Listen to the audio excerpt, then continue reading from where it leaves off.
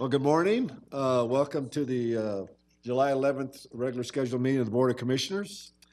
And this morning, we're really privileged to have Dr. Ike Reichert lead us in our prayer. And then we have Officer John Moore lead us in the Pledge of Allegiance. So those who are able, if you'd please stand.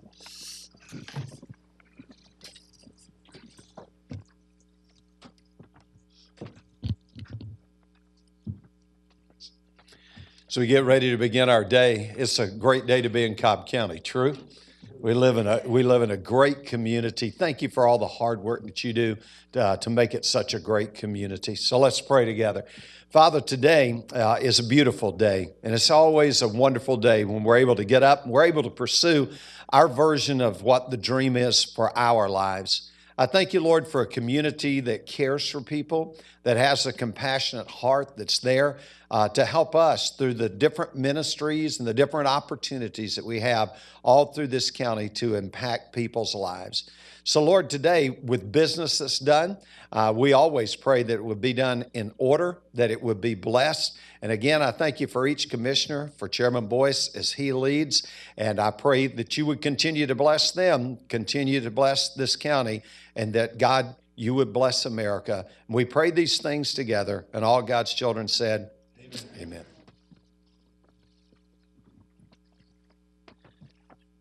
Pledge allegiance to the flag of the United States of America and to the republic for which it stands, one nation, under God, indivisible, with liberty and justice for all.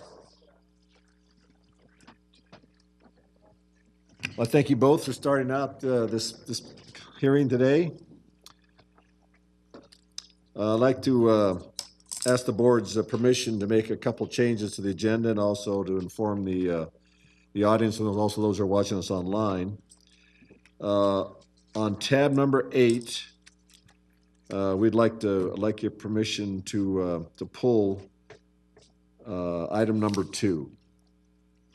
Turns out that when they were doing the cost estimates for that door on that tab, the project under that tab, the price came in more than we thought. And for some strange reason, in this day and age, people have concerns about rising prices. So, which tab? Tab number 2, on tab 8, item number 2. Oh, okay, I missed the 8. I missed the 8 part. Yeah, tab 8, item number 2. So they'd like permission to pull that agenda item until they go back and properly price it. And so I'd like a motion. I'd like to move to pull tab item number 2 and tab number 8. Have a second? Second. We have a second. Any discussion? Call the question. And it passes 5-0. And then on tab number 10, item number 1 was the appeal for hearing for a Cobb alcohol permit. And unfortunately, the council for this case, he's had an illness in the family and will not be able to make it today. So I think, in due consideration and sympathy, I'd like to make a motion to continue this tab until a later date. Do I have a second? Have a second. Any discussion? Call the question. Passes 5-0. Thank you very much for your help there, commissioners. Okay, with that, we're going to start with tab number 2 today. And we have some public hearings involving property plan certificates and some property here in Cobb County. Morning, Dana. Good morning, Mr. Chairman. Dana Johnson, Cobb County Community Development, here for the first of 2 public hearings as it relates to the Chattahoochee Corridor Plan certificates. The first one up is for 760 Atlantic Country Club Drive. And just as a bit of background information, and I'm going to keep the background the same for both so I don't have to repeat myself on both public hearings to save you some time, commissioners. But the Metropolitan Rivers Protection Act was enacted by the Georgia General Assembly in 1973, Act number 66. It requires that all land disturbance activities within 2,000 feet of the Chattahoochee River be reviewed by the Atlanta Regional Commission prior to the issuance of the land disturbance permit. And we had a property at 760 Atlanta Country Club Drive, which is within that 2,000-foot corridor. It has been reviewed by the Atlanta Regional Commission and has been determined to be in compliance with the requirements as set forth in the act. As such, we're asking the board to please conduct a public hearing prior to voting on the issuance of the certificate for this particular property, sir.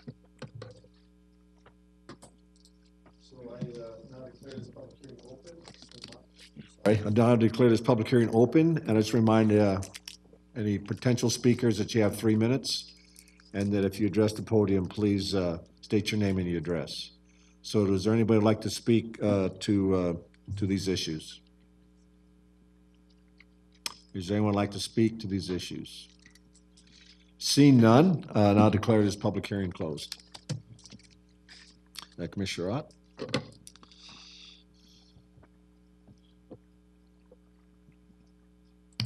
Thank you. Mr. Chairman, I'll make a motion to approve the Chattahoochee Corridor Plan Certificate of Compliance for the property at 760 Atlanta Country Club Drive based on the recommendation from the Atlanta Regional Commission and also county staff.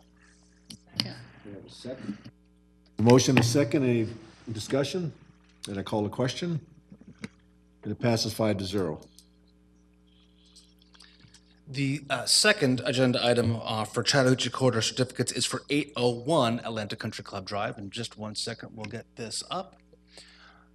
I'm not going to go through the background again, but it's the exact same as I had just stated in regard to being enabled by the Georgia General Assembly. But this is the location of 801 Atlanta Country Club Drive, just down the road from the one you had just previously approved. And with that, sir, I'd ask you to please open another public hearing for the issuance of a Metropolitan River Protection Act certificate for 801 Atlanta Country Club Drive, sir. Okay. And just like to remind everybody on this public hearing again, same rules apply, 3 minutes, and please state your name and address. So with that, I now open this public hearing on this issue on the certificate. Anyone like to speak to this issue? Would anyone like to speak to this issue? Seeing none, I now declare this public hearing closed. Commissioner Ott? Thank you, Mr. Chairman. Once again, I make a motion to approve the Chattahoochee Corridor Plan Certificate of Compliance for the property at 801 Atlanta Country Club Drive. Second. Have a motion and a second. Any discussion? Call the question. Passes 5-0. Thank you, Mr. Dana. Chairman. Okay, going to tab 3 now. And this is going to be the second public hearing on the 2017 proposed millage rate increase as defined by Georgia law. And what I've done here is, in the interest of providing some background on this issue, I've done a video that's about 15 or 20 minutes, I forget. And I'd like to show you the video. It gives you the context for why we do millage rates, the guidelines that we're governed by, how we arrived at the proposed millage rate, and what that millage will buy us. So if you see the commissioners get up and go get a cup of coffee during this video, don't be concerned. They've seen it at least 2 or 3 times. I can assure you they know fully what's on the contents of it. And then after we do the video, then we'll have a presentation by Bill Volkman, our finance director, and then I'll open up the floor for public hearing on this millage. So with that, we're ready to roll the video. Hello, I'm Mike Boyce, Chairman of the Cobb County Board of Commissioners. And I'd like to take some time today to give you some context behind how we get to the millage rate that we have that's on your tax bill, how we set that rate, and then what we do with the revenues that we generate from that rate. I think the first thing we do, I want to emphasize, is that we are part of a larger corporate body called the state of Georgia. And the state of Georgia has some criteria that our tax assessor has to meet every year to make sure that we are properly assessing the properties that we have in the county. And I think it's really important that we highlight that if we do not meet that criteria, then there's a penalty involved. Now, it's a 3-year process. They give us warning over 2 years, but in the 3rd year, if we have failed to properly assess the property in our county at a digest rate that the state thinks is equitable, then we're penalized. And we're penalized at $5 a parcel, which to Cobb County is about $1.2, $1.3 million. But we got to pay for the 2 years that we didn't do it and the third year that we finally get fined. So those millions of dollars come out of your tax dollars. So I understand, as you do, that there are counties around here that are freezing their assessments or trying to roll them back. But I can assure you, ladies and gentlemen, that ultimately there will be a penalty paid for that, and there will be a jump in assessments to meet the standard that the state sets for us. I hope you understand that we are not a unique individual entity. We're part of the state of Georgia. They're watching how much we assess our property at, and if we don't meet that standard, we will be penalized, and to your interest, your assessment will finally be raised, probably with a significant jump to a standard that the state says we have to meet. So in sort of doing that, we comply with the standard, and we gradually raise assessments over time to make sure we meet the state's criteria. So that's the first thing I want to point out. The second thing is I just want to briefly go over the county part of the millage rate. As we all know, on your tax bill, there are several components to the millage rate. There's the component that goes to pay for general fund items, how we run the county to deliver you the quality services that you're entitled to because you pay taxes. We also have debt service. That's for the Braves, obviously. We have a public-private partnership with the Braves for the stadium, and this is the debt service that goes to pay for that. We have a fire fund where we fence off money to make sure that we buy equipment and for our fire department, buildings and structures to make sure that you dial 911 if you have a fire issue, somebody shows up promptly at your door. And that adds up to about 9.85 mils for your millage rate. Now, on your tax bill, there are other parts of it. There's, of course, the school tax, all right, which is 18.9 mils. But I only want to talk about that part of the millage rate that applies to our county services and nothing else. So this is what it looked like last year when you got your tax bill. Right now, the confusion has been that the current general fund assessment is going to be 6.89, and that's a significant jump between 6.66 and 6.89. When in fact, and this was probably not properly explained to you last year, what the board decided to do was take this bond, this debt service, because of the nature of it, all right, it was an obligation bond. We were paying, the stadium is a revenue bond. It's a different kind of bond than the obligation bond, which are used to pay off the parks bond. So because of the nature of the stadium bond, we were going to roll that over into the general fund. So what we had here was 6.66 plus 0.23, all right? And that equated to 6.89. Why is that so important? Because that would take this column down to 0. So these two columns added up together are still 6.89. So in 2016, we paid 6.89 for general fund, millage rate, and bond service, debt service. In 2017, we're going to pay 6.89. We're just adding them up differently, but the sum is still the same. Now, there will be a tax raise. There will be a millage raise. Why is that? Because in my campaign, I committed to paying for a parks bond that we voted for in 2008. And the cost of that parks bond is 0.13 mil. So in fact, this column right here will be reduced from 0.23 to 0.13, whereas this column right here will stay the same. So what we have right now is 6.89 for 2017, 0.13 for the parks bond, 2.96 for the fire fund, all right? And what that will do is that will raise your millage rate to 9.98. Okay? That will be your tax raise. your tax raise is going to be 0.13 mils. For general fund purposes, county operations alone. Again, that's exclusive of the school bond, the school fund, the school tax, and some other taxes that are on that apply to other industries. But your millage rate is in fact going to go up 0.13, all right? And I made it very clear in my campaign that I would be willing to do that to pay for the parks bond. Now, what does 9.98 mil buy you?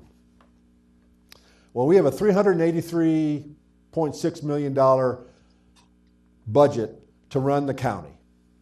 9.98, all right, is going to bring in generally about $383 million, $383.6 million that we collect from property assessments. Almost 2/3 of that goes to paying for the county staff. It goes to paying for their compensation and their benefits.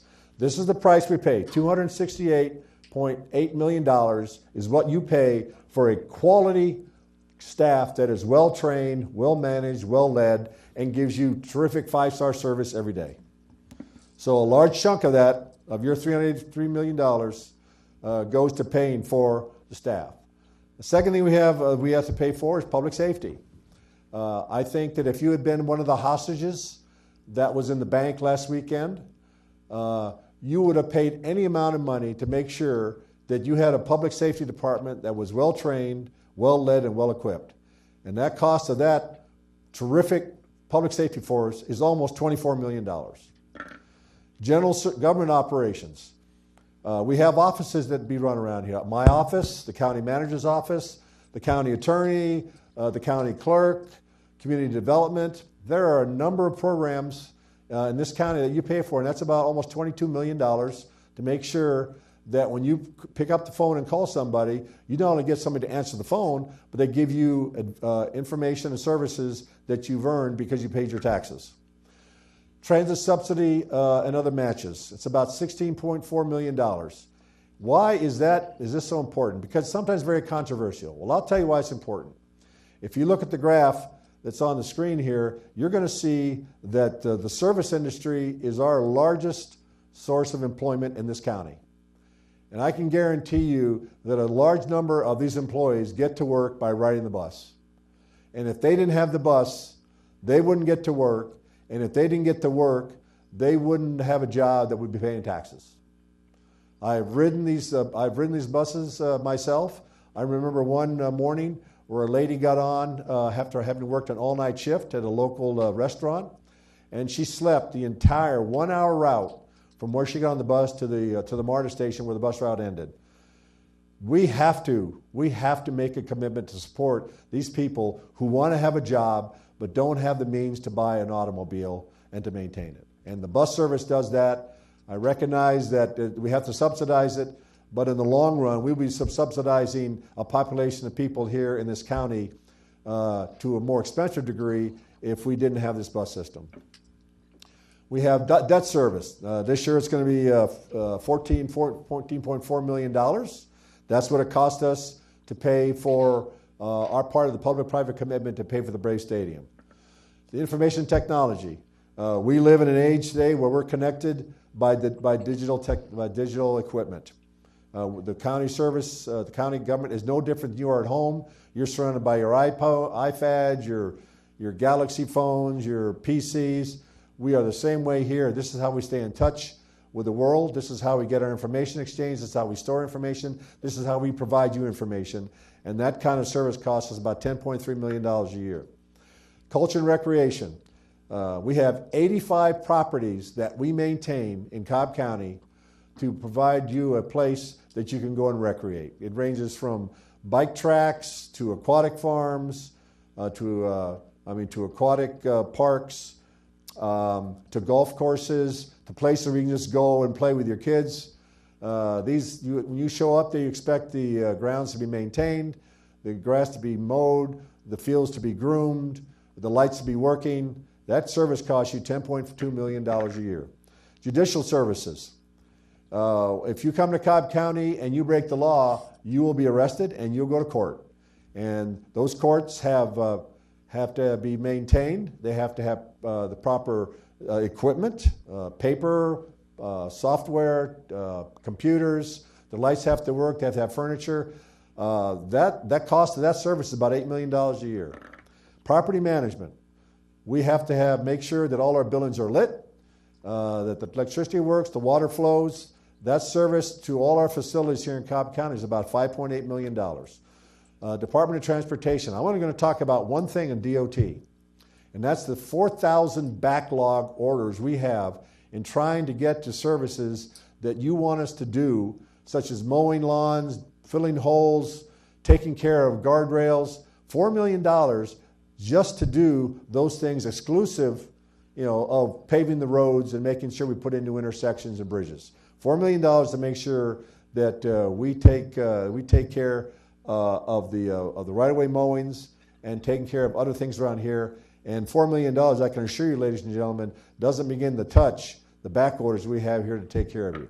So that's what 380 some odd million dollars buys you. If you look over here on this side of the bucket, these are all the other requirements that we have that we simply don't have the money to pay for. And what are some of these things?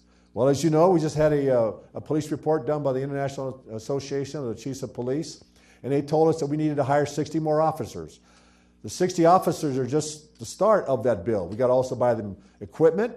We have to train them. We have to provide them with vehicles and the support equipment. So that's a shortfall that we simply can't fund right now. Right-of-way mowing. We get constant calls here that the grass is growing too high in the medians. And as much as we try to attack those, we simply don't have the money to address all those issues because we don't have the money in the budget. Vehicle replacement. There are cars in our fleet that have anywhere from 250 to 300,000 miles on them. We have to recapitalize. We have to replace this equipment. It doesn't come cheaply. An average police car is somewhere around $50,000 by the time we get done putting in all the software and hardware to make sure it runs to stay in contact with Command Central. The animal control, senior services, they all have vehicles that should have been replaced a long time ago. Incentive pay for public safety officials. As we know, the governor this year raised salaries for his state troopers by 25%. There's absolutely no way this county can match that. We don't have the resources to do that, but we have to find ways to get people to stay here in our public safety, whether they're the police department, the sheriff's department, 911, EMT. We have to get them because it's more expensive in the long run to keep retraining people than to keep them here till they finish their careers with us. We have to restore services to pre-recession levels. As we know, we still aren't fully manned at the libraries yet. The Mabel House has some needs. Parks still has some shortfalls. We're a long way from recovering from where we were before the recession. We have other replacement needs, for instance, mowers, office equipment, you name it, the list goes on. When you show up at a ballpark around here or a county park, you expect it to look pristine. Well, that isn't done with scissors. That's done with very expensive equipment. And likewise, when you call up here or you send an email or get on web, you expect to get on that website without even crashing. We need to make sure we do that, but again, that's an unfunded requirement. There are other equipment items that we need to be purchasing along with, besides mowers. There's smaller items like, for instance, equipment for our public safety, not just weapons and tasers, but also their armored vests have to be replaced. They wear those every single day. We also wear out equipment in our offices. Those over time, like your computer, they have to replace. So that list is long, but it adds up to a lot of money after a while. As you know, I'm committed to fully funding the $40 million park bond that we passed in 2008. The parks bond that we passed this year that this .13 is going to address, that only takes care of $27 million of that. So I have to find money in the next 3 years. It's about a $12 million shortfall to live up to that commitment. The Board of Health has and does an extremely important job in the county. They're the ones that inspect all the restaurants, they inspect all the swimming pools, they do well baby. They have a multitude of tasks that we do to make sure that we live in a county that takes care of its people. But they have requirements that are beyond our ability to fund.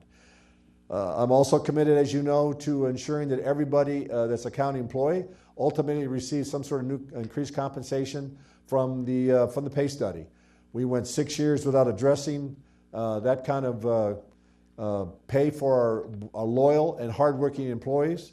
And if we want to keep these employees, if we want to keep qualified, well-trained, highly motivated employees, we have to pay them for the work that they do. And they've been way underpaid for a long time. We have to live that commitment to address their loyalty to us. So again, that's just a shortened list of all the things that are left out that we're not paying for. So I look forward to seeing you on the 10th of July, the 11th of July in the morning, and the evening of the 25th of July if you have concerns about our millage rate.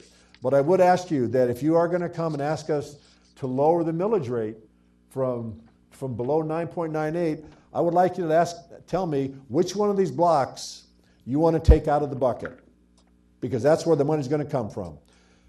We are already actively doing programs that are saving you money that you probably don't see or talk about.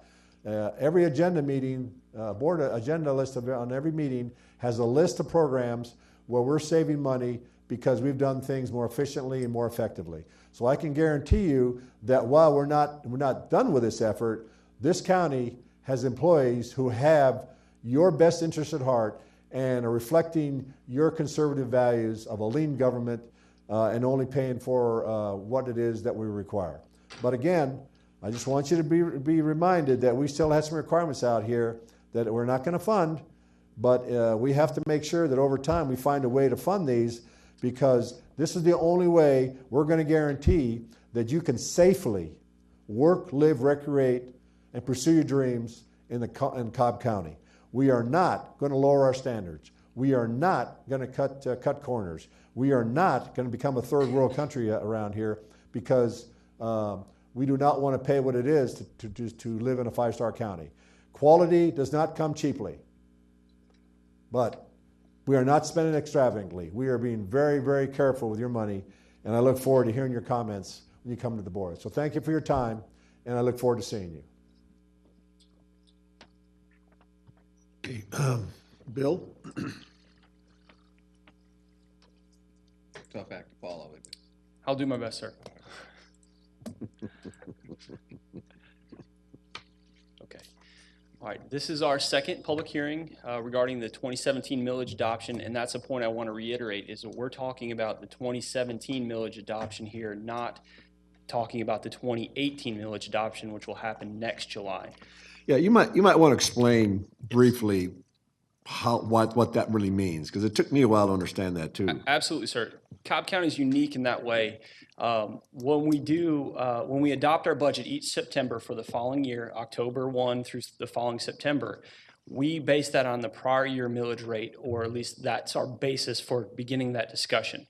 So last September, when we adopted the 2017 budget, we included a proposed millage rate in the general fund of 6.89 mils, the fire fund of 2.96 mils, and actually the debt service was proposed at 0 based on your video, and we'll circle back to that in a second.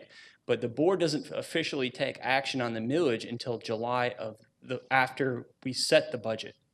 So we use the budget as a planning tool, but this July, when we vote on the 25th to adopt the millage, that's to generate revenues for the 2017 budget year. That we've already done. Exactly right. We begin spending that October 1, and we collect our revenues at the end of the year.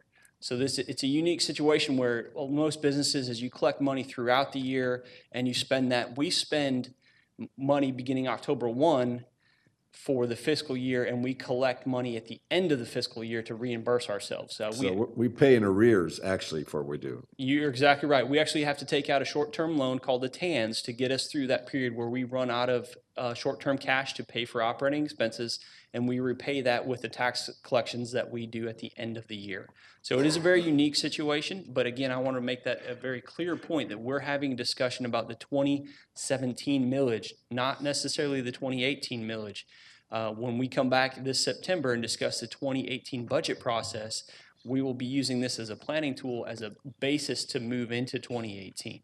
So what happens if we pass a millage that's lower than 9.98? Okay, that's a great question. Like, for example, the the budget's based on the 9.98 that we have as a proposed. If we pass a millage that's less than that, we would have to make reductions and save that difference of lost revenues between when you make that vote at the end of July to the end of September. So you're talking really basically 2 months to save whatever reductions or losses in revenue that we have based on the approved millage rate. So if you did something like we kept it at 6.66 mils, that would be a significant reduction to the revenues that we would generate for the general fund, and we would have to find that savings between basically August 1 to September 30th. So we'd have that's 2 cha- months, 2 months to make months. up that shortfall. Yes, and a change in the millage, as you know, can be a significant number. So what generally are we talking about? Let's say a 1/10 of a mil reduction. Let's say it went from 6.66 to 6.56.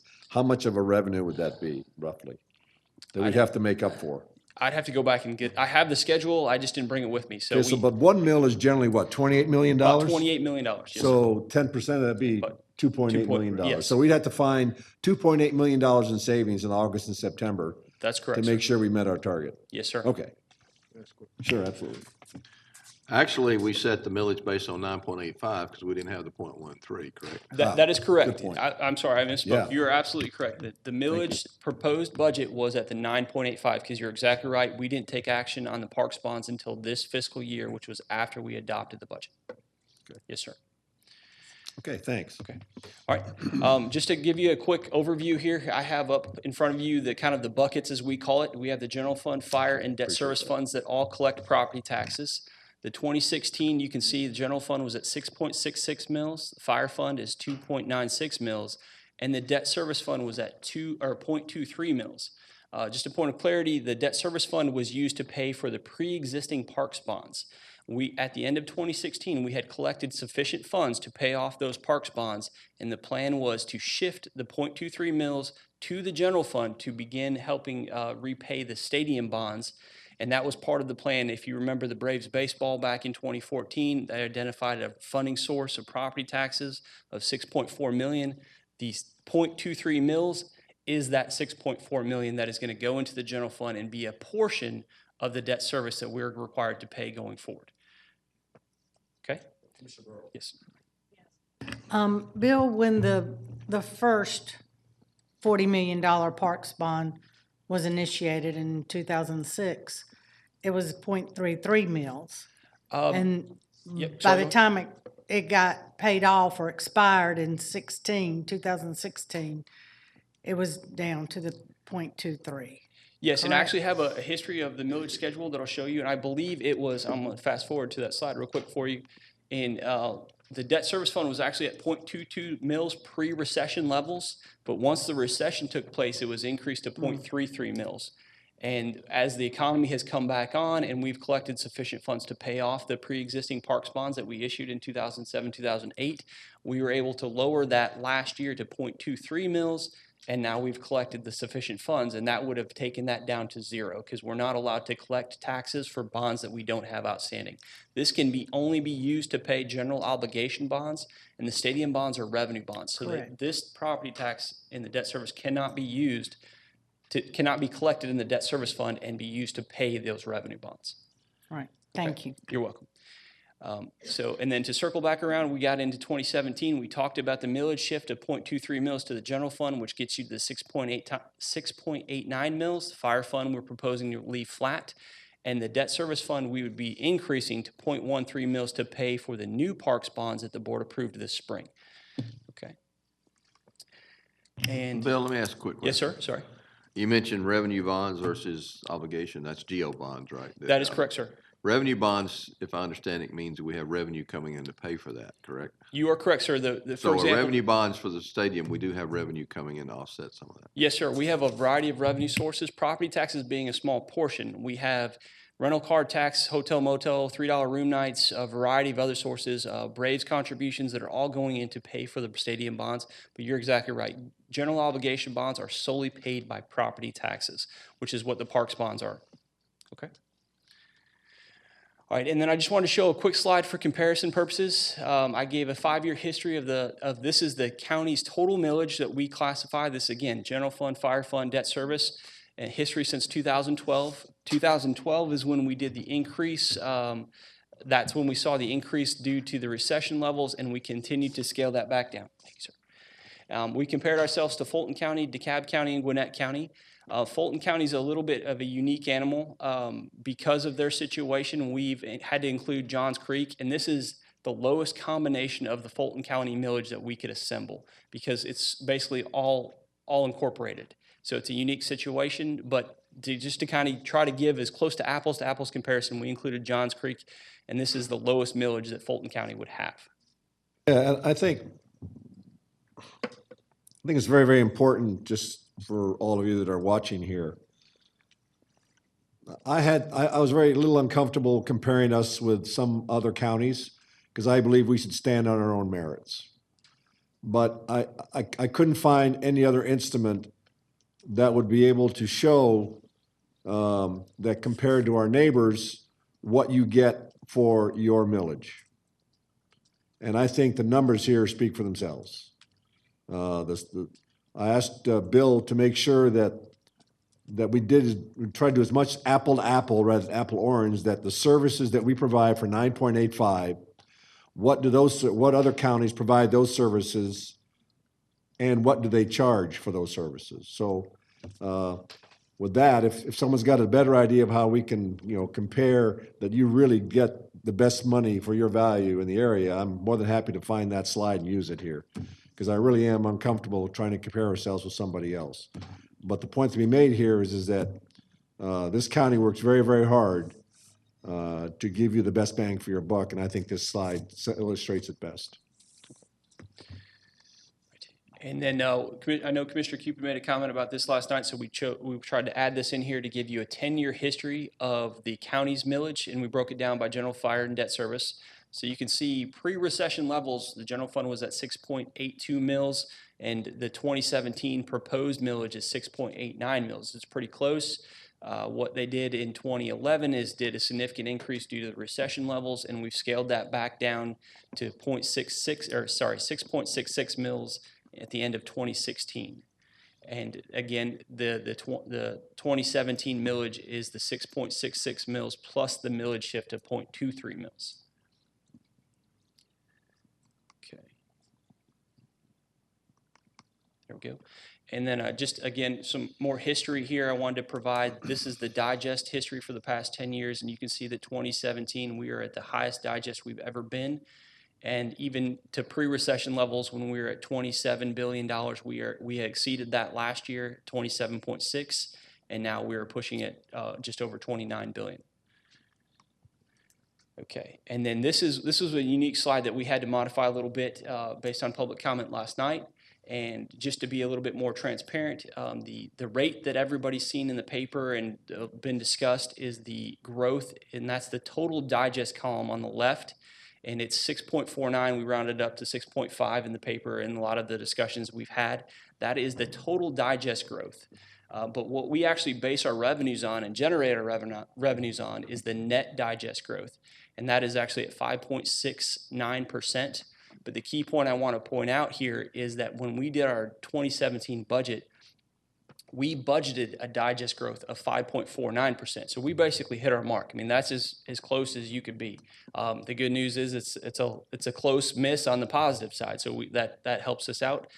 If it was something less, again, we could be having a conversation. If the net digest growth came in at 3% and we budgeted 5%, we'd be looking at having to make savings or reduction cuts and find that basically save that money in the last 2 months.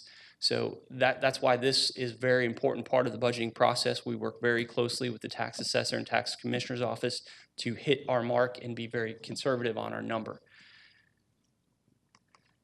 Okay, and again, this is kind of just to piggyback on what the chairman had included in his video. The general fund, these are some of the services that we provide: general government, public safety, public works, culture and rec, health and welfare.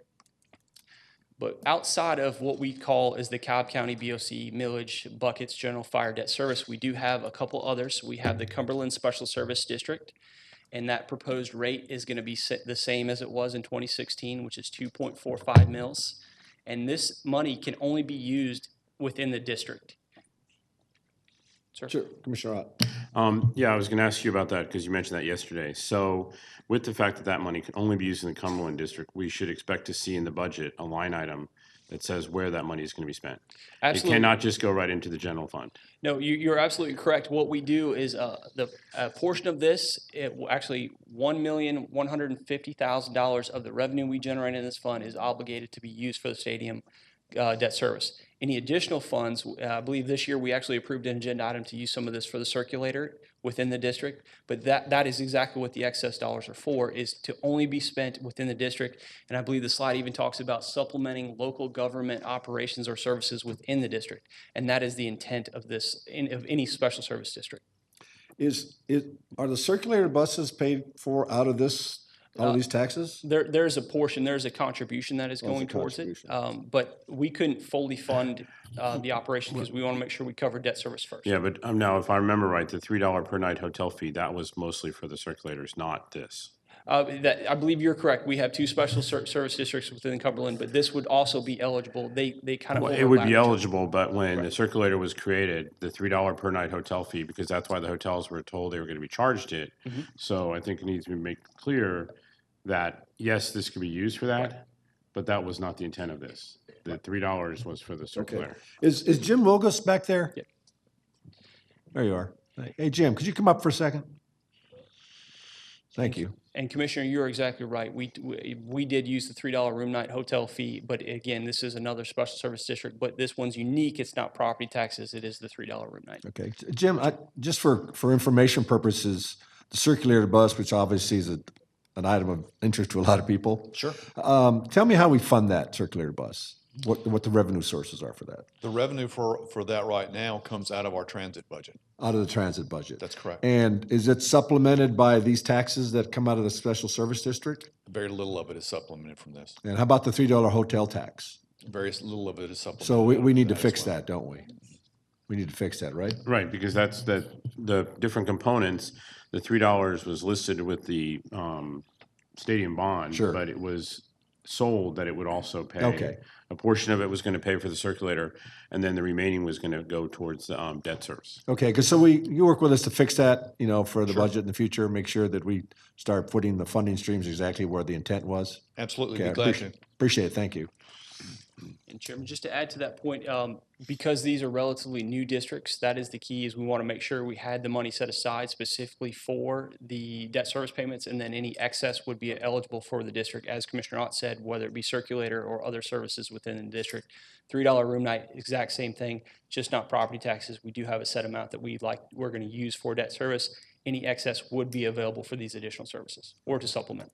And Mr. Chairman, I think it's also important to note that that this Cumberland Special Service District, I think, can go as high as what, 3? 3 mils. Yes, sir. Right. So it's not as high as it could be or was supposed to be to cover the expenses that it's covering. Right. And if you're talking about a millage increase for the citizens, then businesses should not be off. Well, let's not create another fire where there's already one.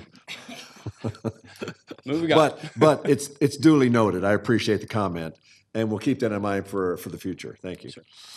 Okay, and then we do have another special service district. This is our Six Flags Special Service District, and this was approved at 3.5 mils. And the revenues from this are dedicated, similar to the Cumberland Special Service District, for improvements within the district. Right now, the revenues that are generating from this district are sufficient to cover the debt service payments, but it's very close as this is a relatively new district. Okay, and then just to kind of go over the calendar, we had a public hearing last night, which was our first at 6:30. We're having our second public hearing this morning, and then our third public hearing will be on July 25th at 7 p.m., and that is also the night we're going to be asking for millage adoption to take place. And then we did put some additional information at the bottom of this slide to kind of show you what the impact is, and this is very similar to the advertisement that went into the paper. We're looking at a home valued at $275,000. The key here, and one of the things that is always a challenge for us as we move forward, is we always compare to the rollback rate, not necessarily the millage rate that we had last year. So the key here is that the rollback rate for the general fund would be 6.252 mils, whereas our millage rate last year was 6.66 mils.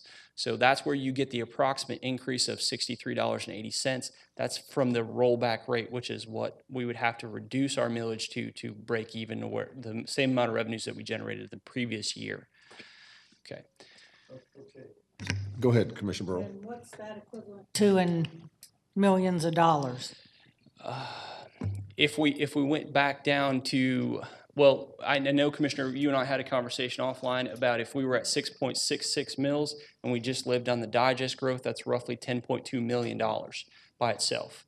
So that's what the digest, if we would have been flat on the millage rate, that's just simply from growth. But again, we budgeted that growth to be part of the county's operation. Right, in our 2017 budget, with the $10.2 million increase from the digest, where does that put us in the budget? That, with the growth in the digest, that makes us fund our budget. If we would have come in under that growth, then we would have been having a different conversation about how to make savings or make cuts for the last 2 months. But the $10 million growth in the digest was a planned part of the budgeting process, meaning we had expenditure increases of $10 million that we had to fund simply due to digest growth. So we're breaking even. Yes, ma'am. We've already spent that $10 million, so that's what you're telling me. We are In the getting down budget. to a couple months left, sir. Okay, all right. Commissioner Ott. Yeah, but at the same time, this board, and I know Commissioner Gordon's in the audience, this board put in place an economic development contingency of 3%, which has about $11 million in it.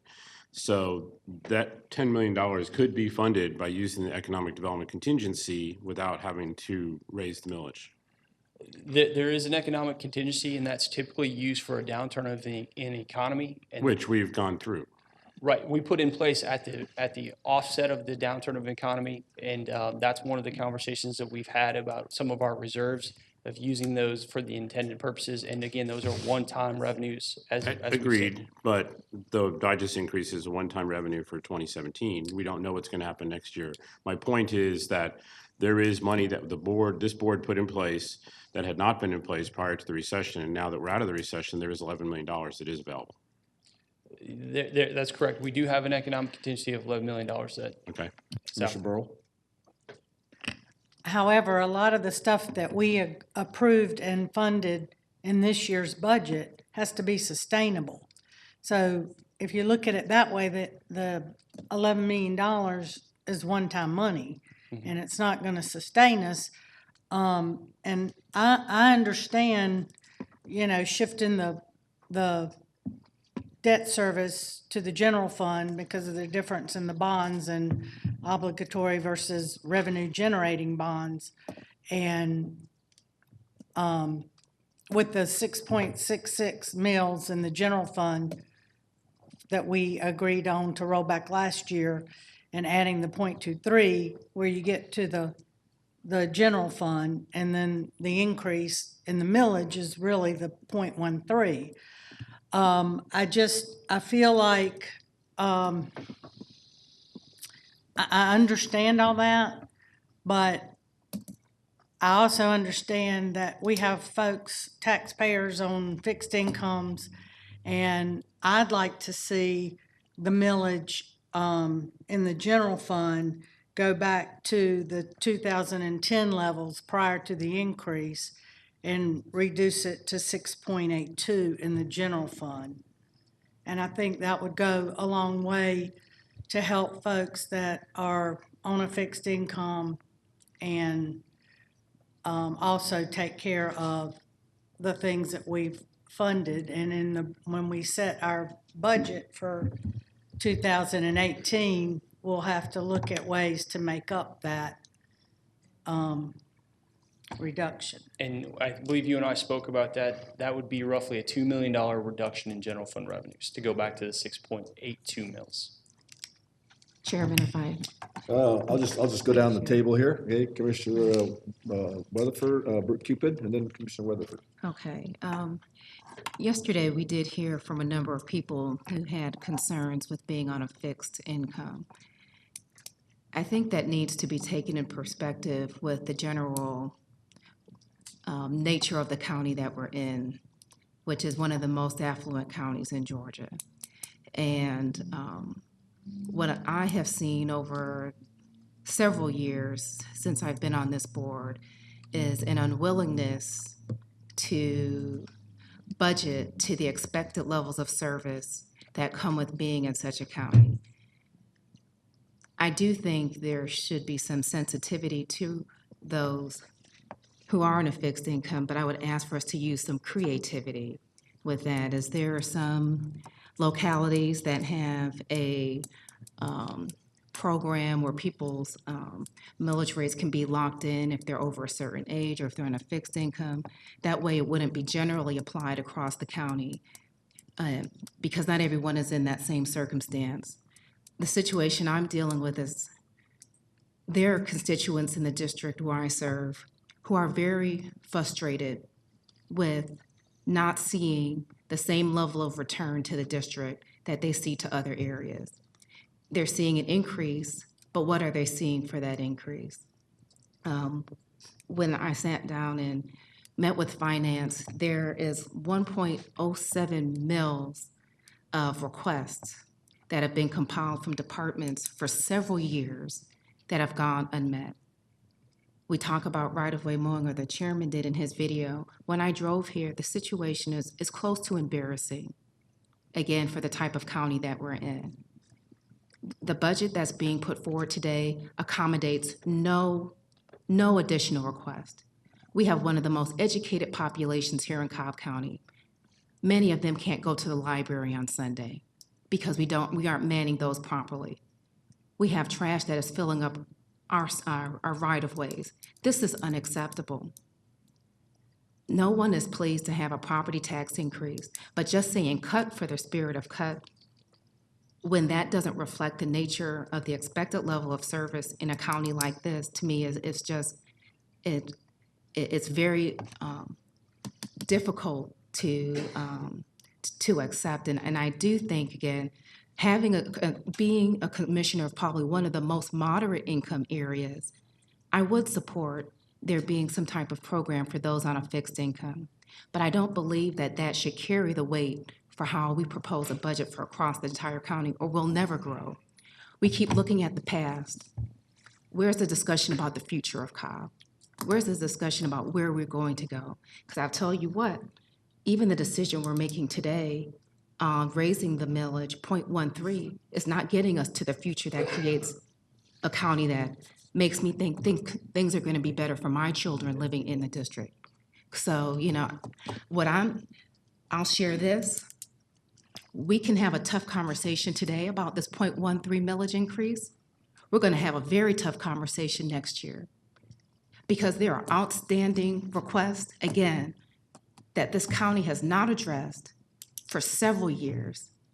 And, I hate to be the bearer of bad news, but if we don't make this palatable today, it will not be tolerable tomorrow. Commissioner Weatherford. Wow. Commissioner Cupid and I have had our differences over the years, but I tell you what, I have never been more honored to sit beside you than what you just said, ma'am. And I totally and 110% agree with you, and you and I had this discussion last year about doing what is necessary to bring this county up to where it should be. And we had that discussion Yes, many sir. times, and we came up to a point where it could be maybe a 0.7 mil increase would fulfill everything we needed to get everything we needed to get done.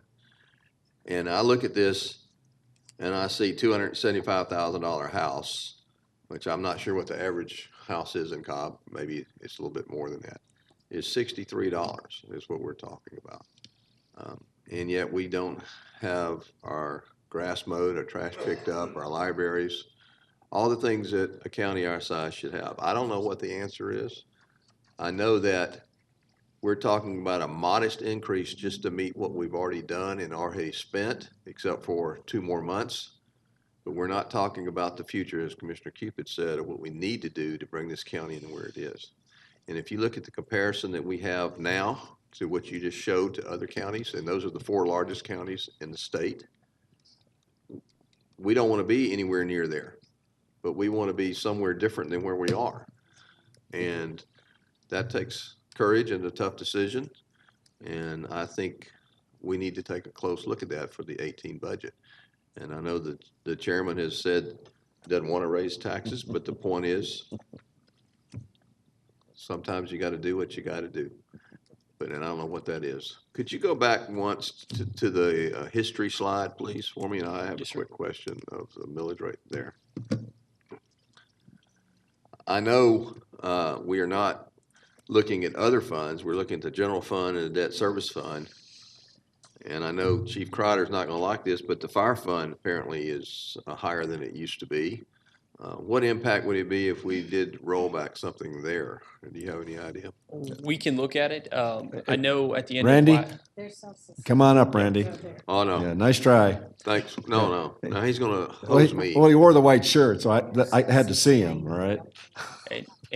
One of the key things that I want to point out with the fire fund, because it is self-sustaining, is that there is a long-term capital replacement plan. No, I to go understand with that. it. But I'll let Chief Crider speak to that a little bit more. He just said, the presentation that I gave you. No, I understand that. Last summer identified the growth in the county that we've not kept up with. When I came to work here in 1990, we had the same number of training officers in our training staff as we do today. We have twice the number of people. We had the same number of mechanics that we have today, and we have twice the number of apparatus. We haven't kept up. And if you look at those capital replacements, we've got 6 fire stations that were built in 1960s still. And so we have a lot of capital projects sitting there waiting for us to do. We just got to do them. And so those projects that I identified in my presentation account for the need that we have for the current millage. Okay, and I understand that. But the lack of personnel, this can only be used for capital, correct? Sure, but I'm talking about the support that we have to have for those additional personnel. I understand, but the additional personnel that you said we'd have the same amount that we had when you came on comes from the general fund, correct? No, You can No. pay for salaries out of this fund? absolutely. Everything for I didn't fire realize comes that. out of the fire fund. Okay, Everything. okay. It was a good try. Then I was trying anyway. I'm glad you wore your white shirt. But if I can point out. Absolutely, Commissioner Cupid, sure. Commissioner Weatherford, he talked about the population increase and them trying to do the same with the same level of resources. And I feel like they have been more Sanity. responsive with that fund than we have been with the general fund to make the same recognition that our population has grown and our needs have also grown countywide. Yeah, it's a sort of, the commissioners are very mindful of the fact that in my campaign, I did commit to no millage rate except for the parks bond. And I have to obviously honor that commitment. My word is my bond. But I could not be more eloquent than what Commissioner Cupid has said. We have to decide what kind of county we want to be. We do. And this requires political courage by the board. So I'm still going to put forth this proposal that we maintain the city's millage rate except for the parks bond. But after, starting next year, the blocks tell the story. These are not requirements that are just willy-nilly. These are things that we need to do to maintain the quality of services that we have in the best county in the metropolitan area. And I'm mindful, as the commissioners are, of people who are on fixed income. We will be addressing this issue with the state legislature when we have our discussion with them later this year, early next year, because I'm I've read all the emails, I've heard the discussions from people who are affected by the fact that even without an increased millage rate, okay, except for the parks bond, they are still impacted by increased assessments. Even those that have the homeowners exemption. And for the same rationale that I did not support the $3 tax on hotels outside the special service district, that for some people, $100 a month is the difference between being able to live in your house and not.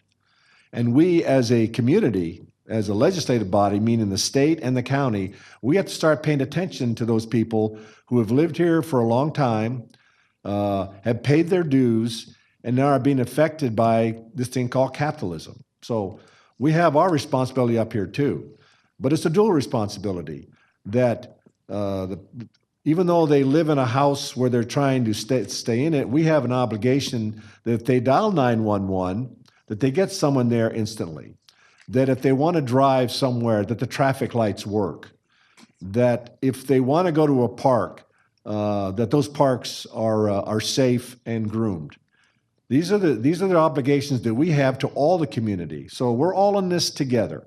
So the board here is looking for answers from the community, but we have to also be the one to propose to you what it is it requires for you to stay and live safely in this county so you can pursue your dreams. So this has been a really great discussion. I can assure you that I am very mindful of these blocks, because the blocks that are in the bucket you can't see are paid for things that we're taking for granted. This county runs so well that a lot of things that we do here are taken for granted. But I can assure you, having lived in a third world country, not visited a third world country, not gone on a mission trip, but having lived there over years, I know what a third world country looks like. And I know what happens when you start to fritter away at the edges by taking blocks and leaving them there instead of putting them in the bucket. If you think that we have a lot of people talking about tax issues now, I can guarantee you that when you start taking away these services you take for granted, we will fill this room, because all of a sudden it affects you too.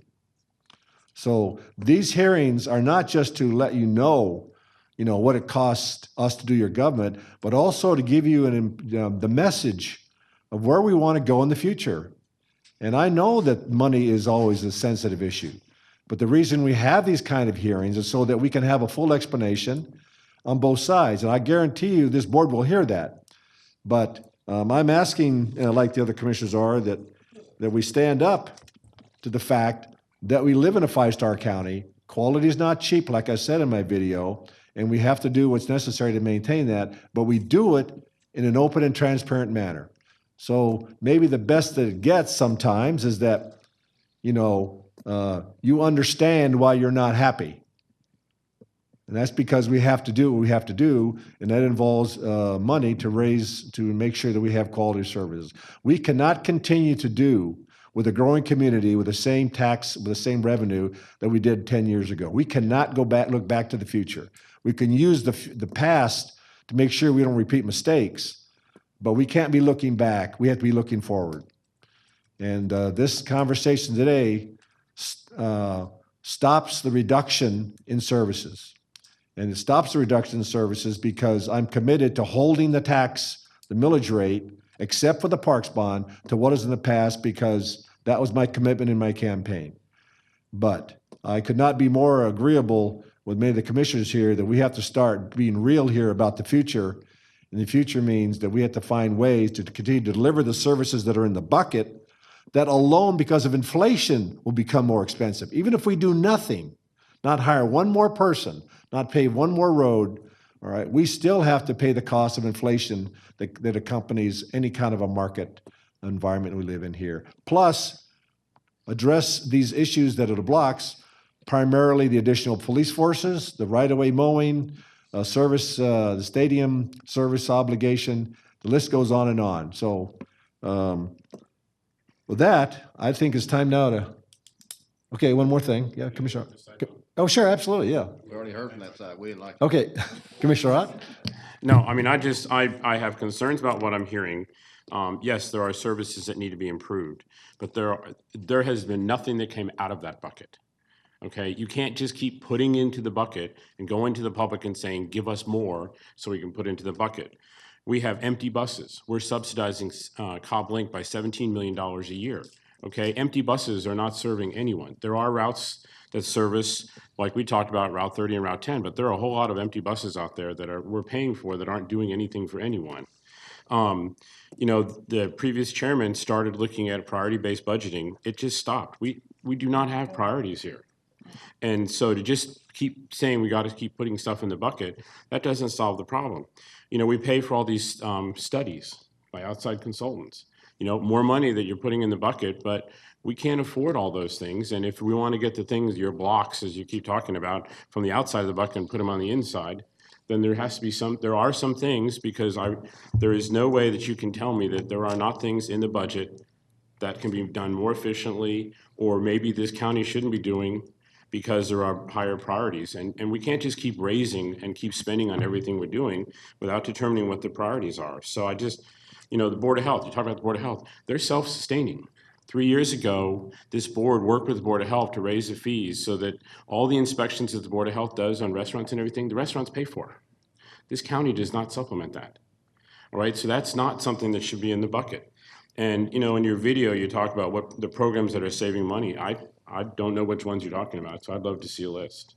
But I agree that there are things that need to be done, but we have to set priorities as a board before we just arbitrarily start raising.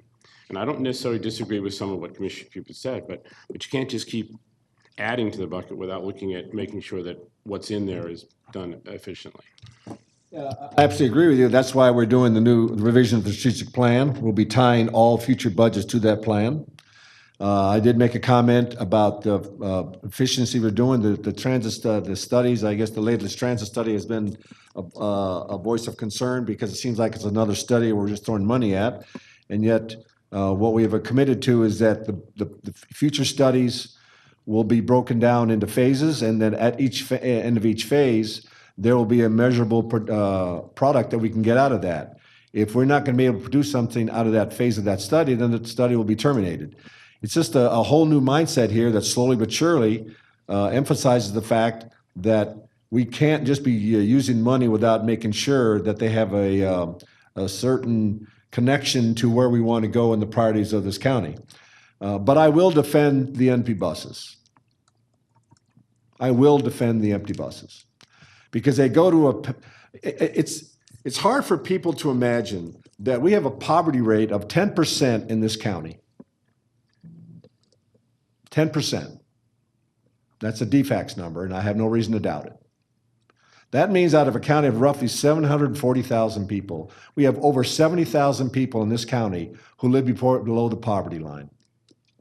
That's a wide swath of this county that somehow we conveniently forget about because we can hide it in a county of 740,000 people.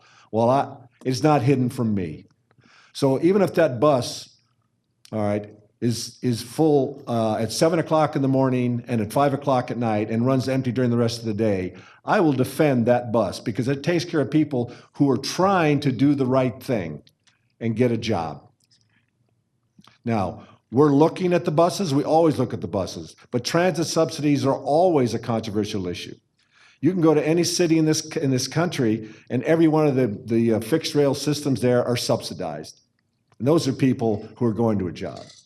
So, you know, I'm not going to, I appreciate that we could always save money, but we seem to want to address a population that can't defend itself. That's right. They don't have time to be at these meetings. Well, I'm their voice. I hear them.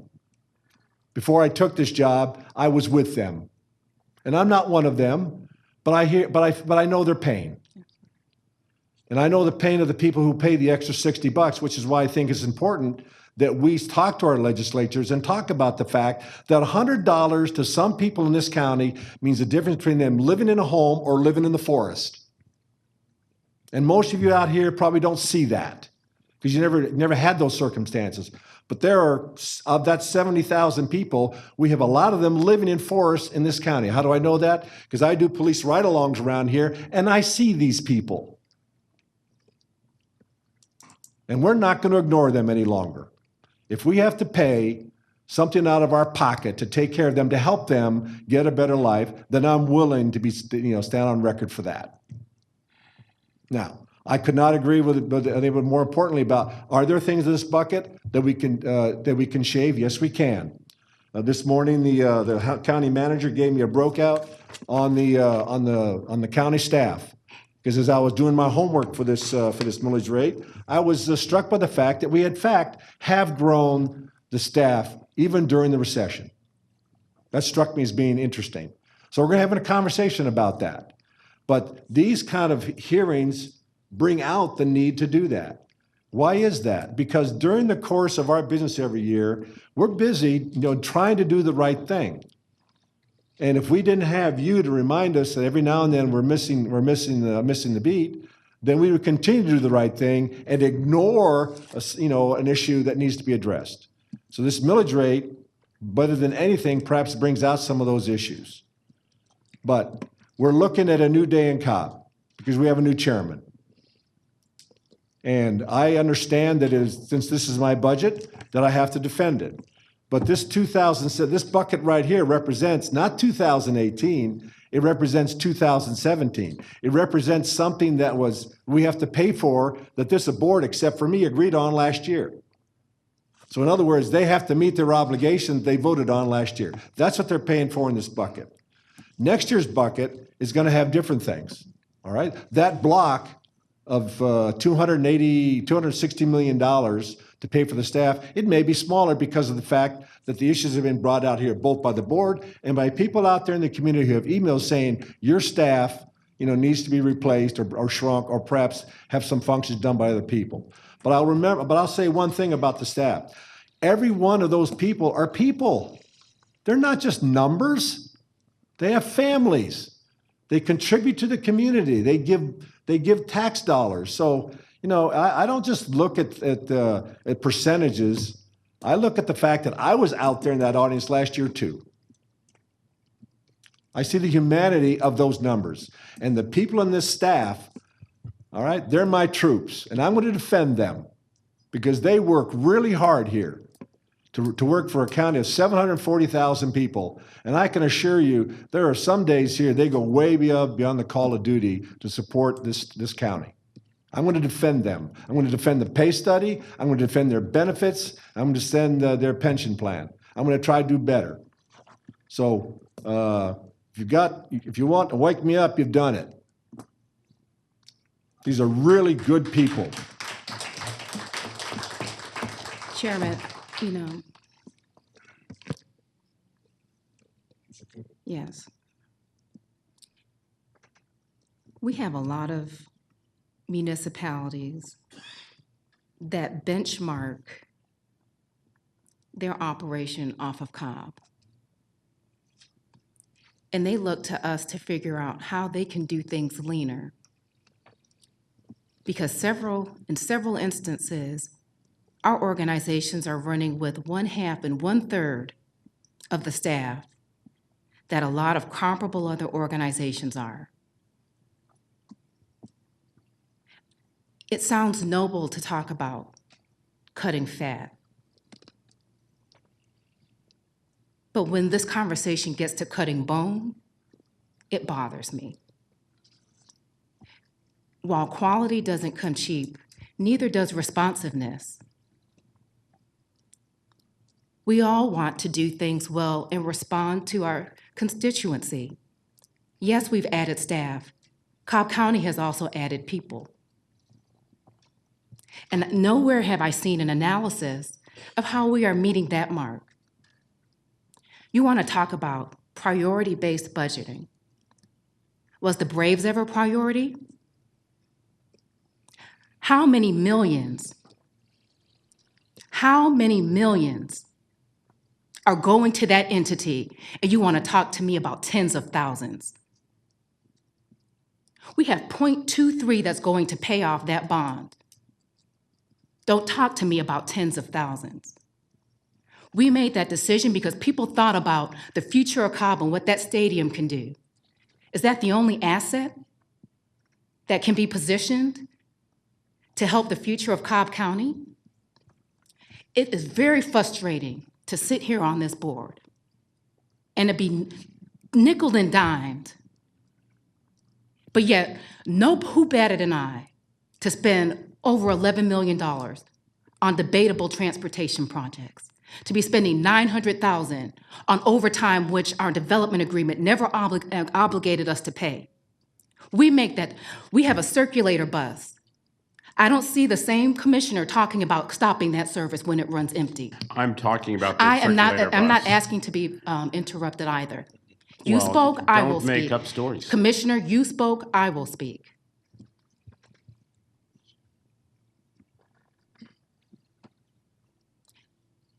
I don't mind having these discussions, but it needs to be done in a way that's fair and balanced. There was a conversation made during the budget hearing yesterday about when you have these type of urban entities like a stadium, providing services is no longer inexpensive. So on whose back are you gonna cut? Because you're looking at that, but not looking at them. I don't mind investing in things that take our county to the next level. But I'll be darned if it's done on the back of people who already stretch very thin and on districts and people who have been depending on this county to do more. And we keep telling them we're gonna do more with less. My assistant up there, she is stretched. When I look at me staying up till 1 o'clock in the morning to respond and to wake up at 6 a.m. to keep responding to emails, I know everything trickles down. So if that's how my office is stretched, I can only imagine the departments being stretched in the same manner. Because we tolerate it. Is their pain any less? I'm very frustrated having this conversation. I am not saying let's not look at ways to cut, but let's be reasonable in the process.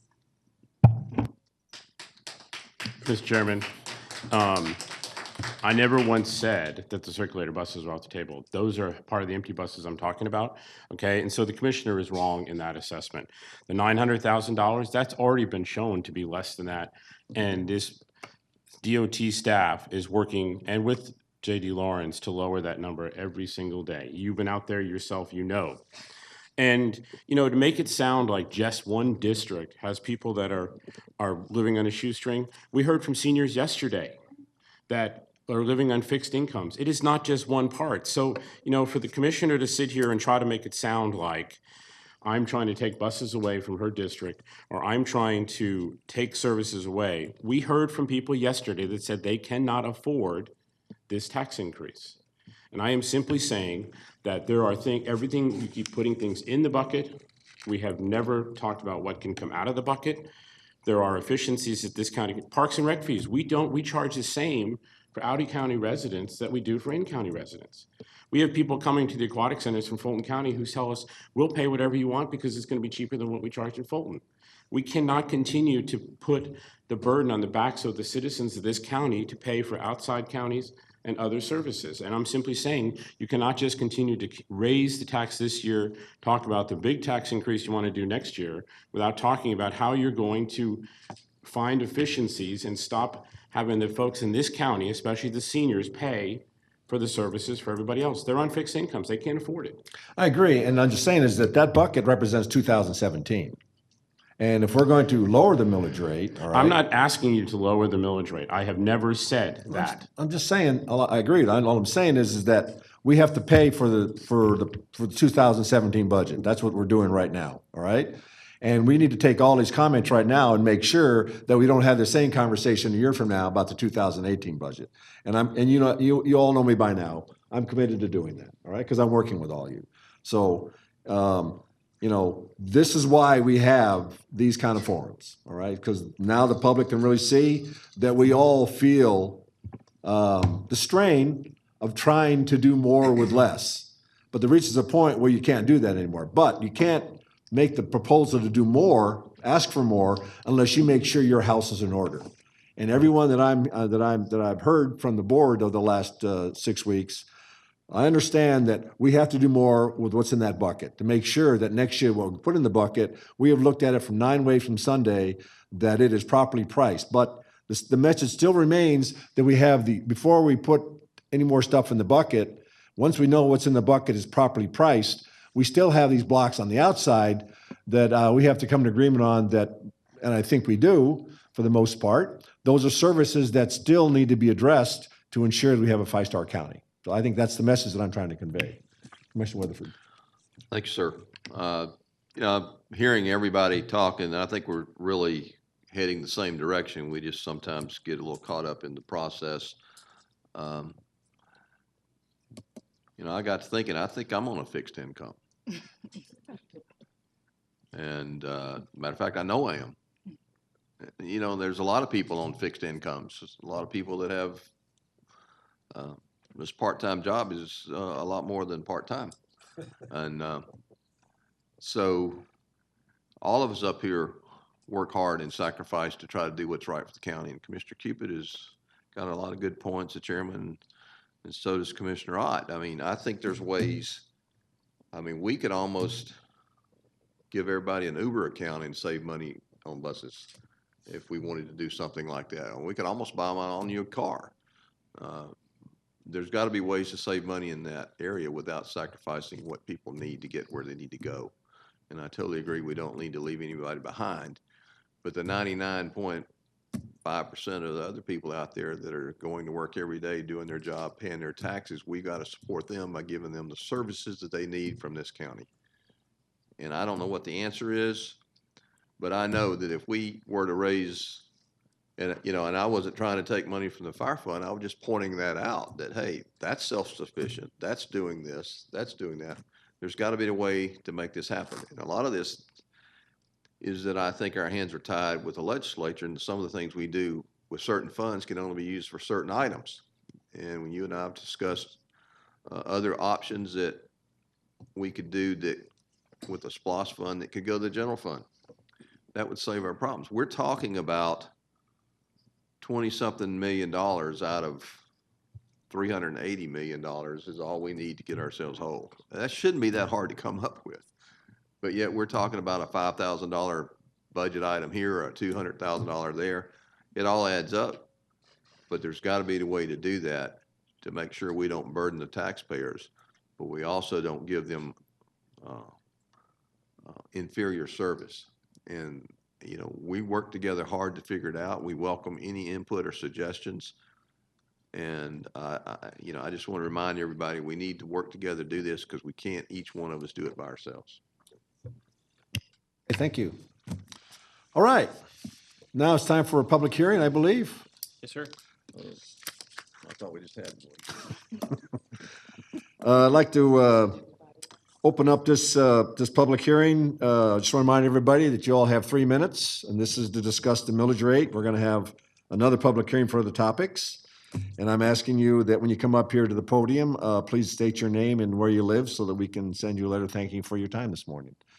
So with that, I now declare this public hearing open, the second public hearing open to discuss the 2017 proposed property tax increase as defined by Georgia law. And so what I'd like you to do is just come on up and just make sure that please don't stand in the aisle because the person behind you can't see you.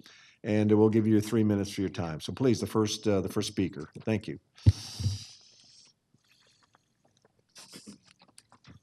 Good morning, members of the board. My name is Alina Marshall. I live in Precinct 2, Six Flags and I-20. I'm new here from California. I'm asking a question that may have already been answered, so please forgive me. But could you please help us understand where the revenue from that new stadium is going? Well, it has two streams, okay? Part of it goes to SPLOST dollars. Every time you buy a drink there, regardless of the kind of drink, if you buy a hot dog, there's a 6% charge against that, and 1% of that goes to our SPLOST fund. And that goes to pay for particular projects that have been approved in a referendum by the voters, okay? We also have, the Braves. Yeah, right, and 1% goes to the school and 4% goes to the state. I should have explained the whole 6%. The Braves do pay rent to us, okay? And then the associated property, the battery, ultimately, when it's built out, every one of the items in that battery will be assessed property assessment, and they'll also pay taxes every time at the retail outlets and the vendors there. So there is a revenue, there are two major revenue streams that come out of there to help offset the county's contribution to that stadium. It doesn't cover all the costs. That's why we have the additional taxes on the hotel and other streams. So, but the bottom line is, and we also, and Commissioner Ott, who probably knows more about the stadium issue than anybody, I'll yield the floor to him. And there are also revenues that are not coming directly from the stadium, but the halo effect in the area. Since the announcement of the stadium, just in that area, there's been over 1,000 building permits requested with a total value of $750 million. Prior to the stadium and the battery going into place, there were empty bays in shopping centers. Right now, the only empty one is the Sports Authority, which just recently went out of business. There are probably about 5 to 10 new restaurants that have opened up in the area. There are 5,000 residential units being built. Those are all adding to the county's economy. When you looked at the digest, or you saw the digest increase, a lot of that it comes from those other businesses that come in. So although there may not be some direct revenue from the stadium, other than SPLOST, there is a huge amount of property tax increases and valuation increases in the area. And new businesses have come in and empty shopping centers. There's a discussion about blighted tax and all that. In that area, there are, like I said, one empty shopping bay because of all these things that have opened. And that has even moved its way out towards the Powers Ferry area. So you can kind of do concentric circles out from there. So you have to kind of include the whole area, not just the stadium, because there has been a positive impact that was not there prior to it. And does part of those revenues go throughout the entire county? Yes, or they just come, the precinct of the property taxes would come into the general fund. Okay. The SPLOST revenue comes in and then is spent on the projects that were in the SPLOST, which is throughout the county. So the only money that has to stay, as you heard earlier, that has to stay in the Cumberland area is the money from the Cumberland taxing district, that 3 mills, which is only paid by businesses, not any residential properties. But all the other money that has come in as a result goes into the general fund, and it's part of that digest increase that Bill talked about earlier. Okay, and I just wanted to end with a comment. Although I'm from California, I've lived in Georgia twice. I lived in Georgia in 2003. I've worked law enforcement in Gwinnett and Douglas, and I work criminal justice in DeKalb. And I would not change counties for my residency. Thank you. Thank you, ma'am. I know there's more people out there. Come on up. Good morning. My name is Donna Yarder. I'm at 5381 Mill Run Drive in Forest Brook subdivision. It's a subdivision off of Lower Roswell before you get into Roswell. It's 126 homes. Excuse me, I'm a little nervous. And these homes were started in the 1970s. We bought our home in 2007. Now we would not be able to afford that home. We got our assessment. It's gone up 11% this year. And the cost of the homes keep going up and up and up. Since we've been there are 4 homes that I know of that went in foreclosure on our street. And there's possibly more, because every time you turn around, there's a flipper that's coming in, buying the house, fixing it up, and selling it for some God-forsaken value. Our homes in that area, probably right now around $300,000 and $400,000 homes. We've got $1 million homes on each side of us in our subdivision. As we drive around in Cobb County, there is no affordable homes being built. On the way here today, going down Roswell Road, coming from Johnson Ferry, I passed a subdivision, high 900,000. I went, okay. The next one I say, 650,000. Everywhere you go in Cobb County, you're not building affordable homes. Your firemen, your police, your nurses, they couldn't afford the homes nowadays, especially with millage rate going up, property values going sky high. And like I said, in our subdivision, we have single women that are left on fixed incomes, elderly. I can't wait till I'm hit 62 so I don't have to pay the school tax. That right there is a big help. But you're pricing people out of their homes and you're building these monsters in Cobb County when there is no affordable homes being built. I do not see it anywhere. Everywhere I've gone, there's all these sky-high homes at ridiculous prices. Well, I know the Braves, when it came, we didn't have a say on that. Nobody did. You're changing from what do you call it, the fund, you're going to the general fund for the .23, we're still paying for that. And the gentleman said earlier that out of the general fund, that's all property tax. They pay for that. Well, we're paying for the Braves. All the property tax, we're paying for it. We were told there would be no price increase for the Braves coming in. We were sold a bill of goods by Mr. Lee Effect. You can pretty much say that, you know where he's at now. Well, the people do not have a say in what's really going on. And I understand budgets, because we're on a budget. And it is hard. When you get more and more people into the county, you've got more and more services are needed. But you're also building these monster homes that's generating more revenue. Where's that revenue going? I watched, probably about several months ago, I was in my dining room and looked out the window, and I see DOT's out there changing out the sign, our street sign. And I'm looking, I'm going, is the name changing? So I go out and ask the gentleman. I said, why are you doing it? Oh, somebody complained about, I guess they were dirty. They replaced every street sign in our neighborhood.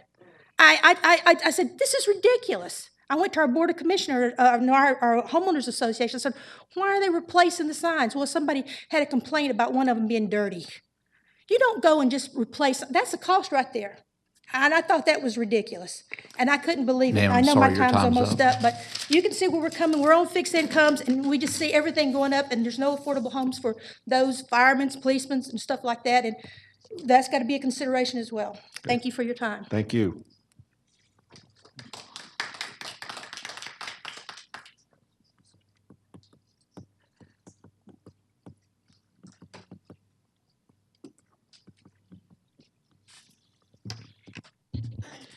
Good morning. For the record, my name is Helen Gorham, and I live at 3528 West Hampton Drive. It was not my intent this morning to comment on the millage hearing, but hearing a few comments, I couldn't resist.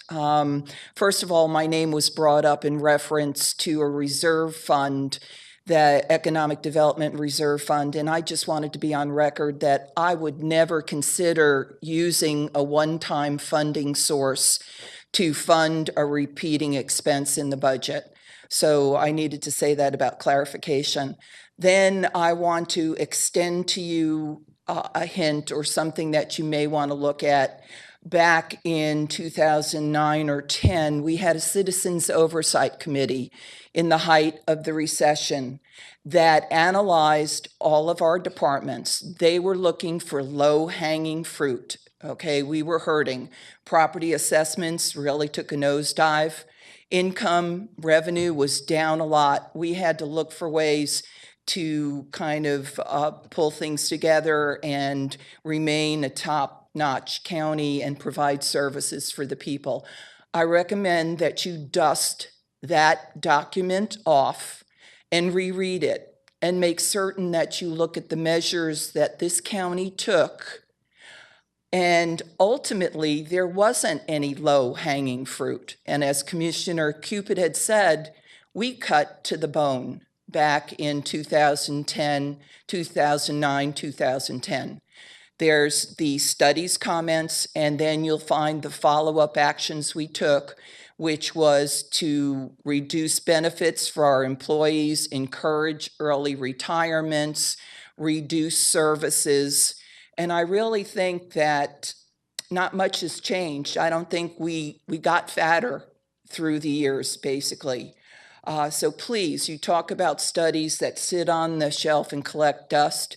This was a working study, action was taken, and it will convince you that there is no low-hanging fruit to be seen. So I hope you would take that recommendation from someone who sat through what you're sitting through during the height of the recession. So I feel for you.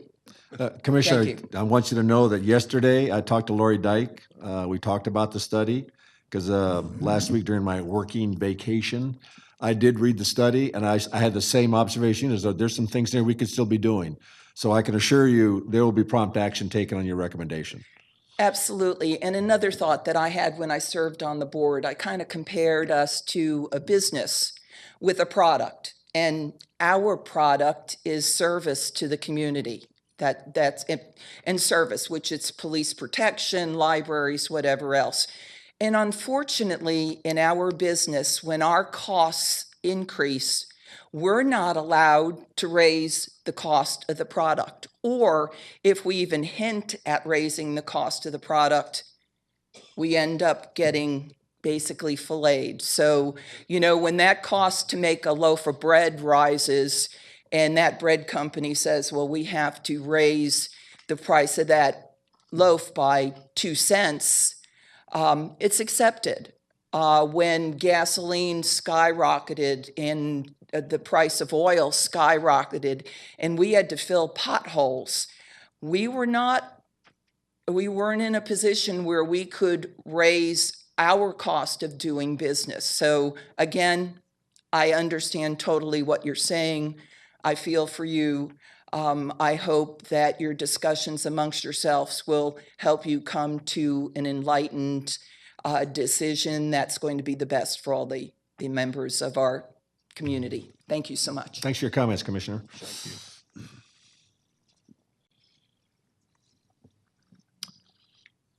The floor is still open. Okay, come on up.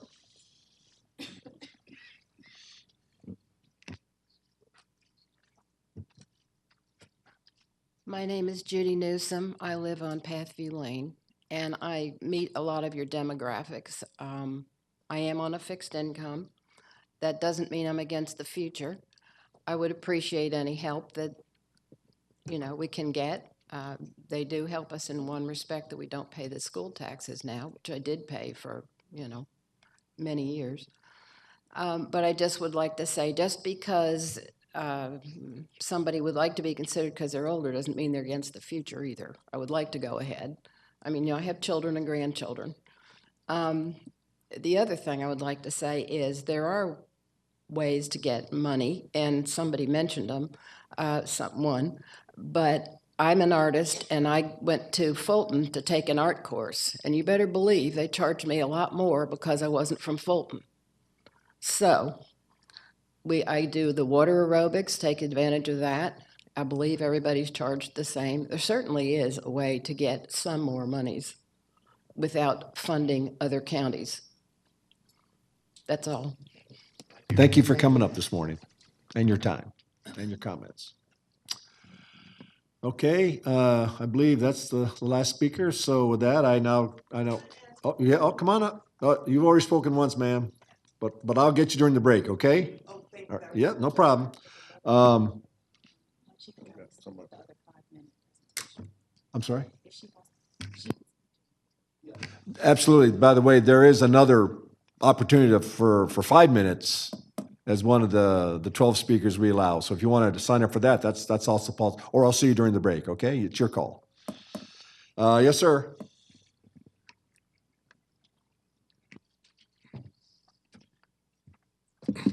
Hi, good morning, Commissioners. My name is Ray Thomas, Mableton, also a member of the Mableton Improvement Coalition.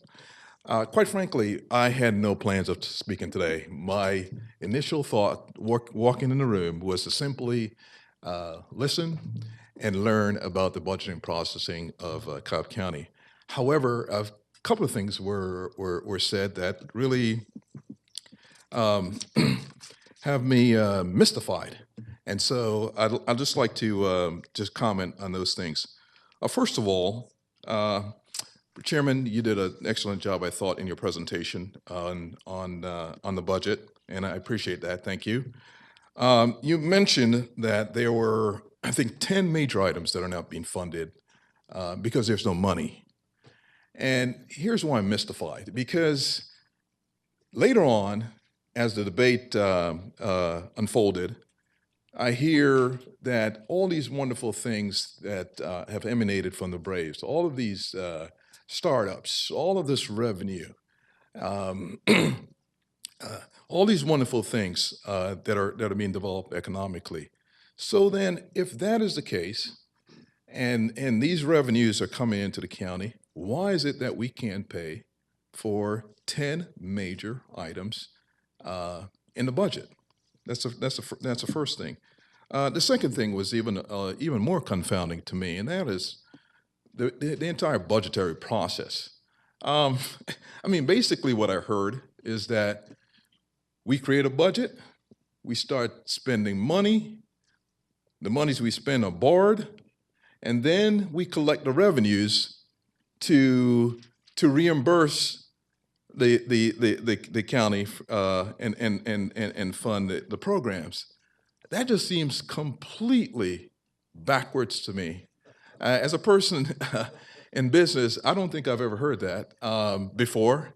But again, I'm not really into a lot of politics. And like I said, I came in here to learn more about the budgetary process. So I guess the question is, has there been consideration given to looking at a budgetary process that makes more sense? That's all I've got. Thank you. What, and escape all this fun? Ray, a couple things. First of all, we knew, like Bill said, we projected that the tax digest would give us an initial $10 million this year. We anticipated that. Unfortunately, we met the mark. So, like you said, if you think you're confused, think how I felt having worked in the Pentagon where you didn't spend a dime until somebody appropriated it and authorized you to do it. I come here and I find out we've gone a whole year and now we got to pay back. So it took me a while to figure that out too. And I'm not quite sure how we fix a whole year of spending. So trust me, you're not alone in your mystification. Think how I feel. I'm the guy that has to run this process. And the second part here is that next year we have to anticipate what the battery will bring in to us, okay? Because we're not yet using those revenues because they're not complete yet. So we're trying to figure out what that is and then try to put, first of all, like I said earlier, make sure that the blocks that are in the bucket are properly priced, that there's no fat in there, in other words. And then what are those blocks that are outside can we put in the bucket without raising the millage, but yet the assessments will bring in additional revenue. So you're actually right on the mark. It's almost, I'm not going to say what I think it is, but when I see you offline, I'll tell you a term that was used 25 years ago in a presidential race. Okay? So thank you for your comments and your observations.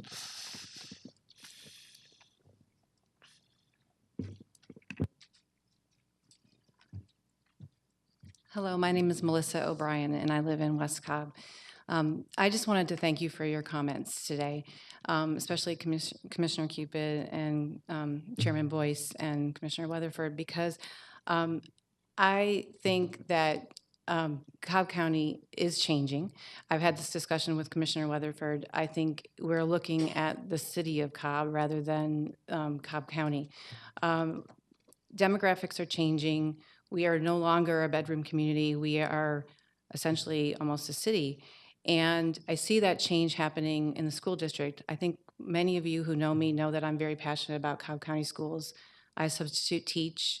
I'm very passionate about the kids. And I hope that in the consideration of millage and the comprehensive plan that's coming up, we also consider the school district and the changes that need to happen there as well as we move into the future. Times are changing in Cobb County, and we have to consider all of our residents, including the children, and I appreciate the comments that you made. Thank you very much. Thank you, Melissa.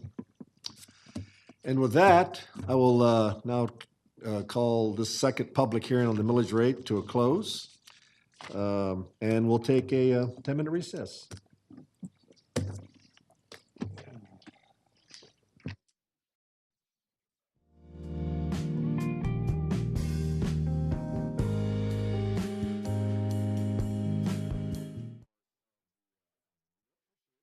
I knew she'd come back. Just want to remind everybody that you have 5 minutes, and I'd like you to honor that 5 minutes. And if you would please give your name and where you live, so we can write you a letter thanking you for your civic involvement today. And with that, Bill, you have the list. I do, Commissioner. Okay. Our chairman. And the first one is Commissioner Gorham, please. Okay.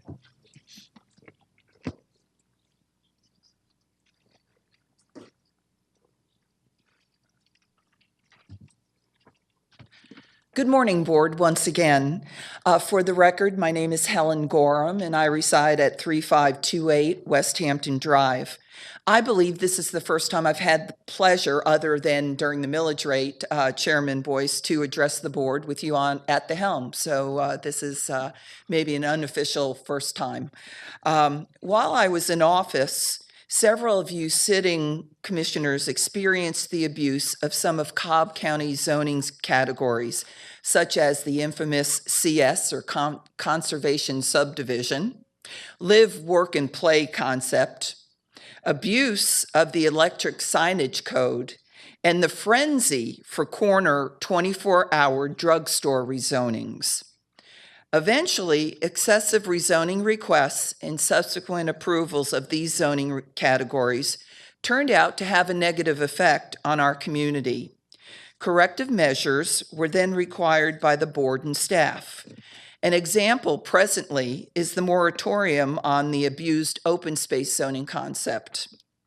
Corrective measures in the past resulted in the conservation subdivision being no longer a viable zoning option, live, work, and play concept falling out of favor and popularity, the electronic signage code strengthened and more selective, and many of the, quote, essential 24-hour drugstores have been repurposed into auto part, paint stores, and storage units.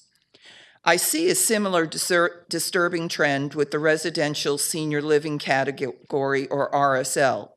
Is it just too much of a good thing?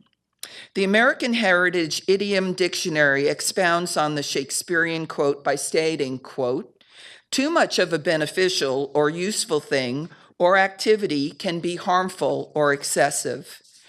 It appears that we have reached that point with the RSL, or residential senior living category. The original intent of this zoning category seems to have been forgotten.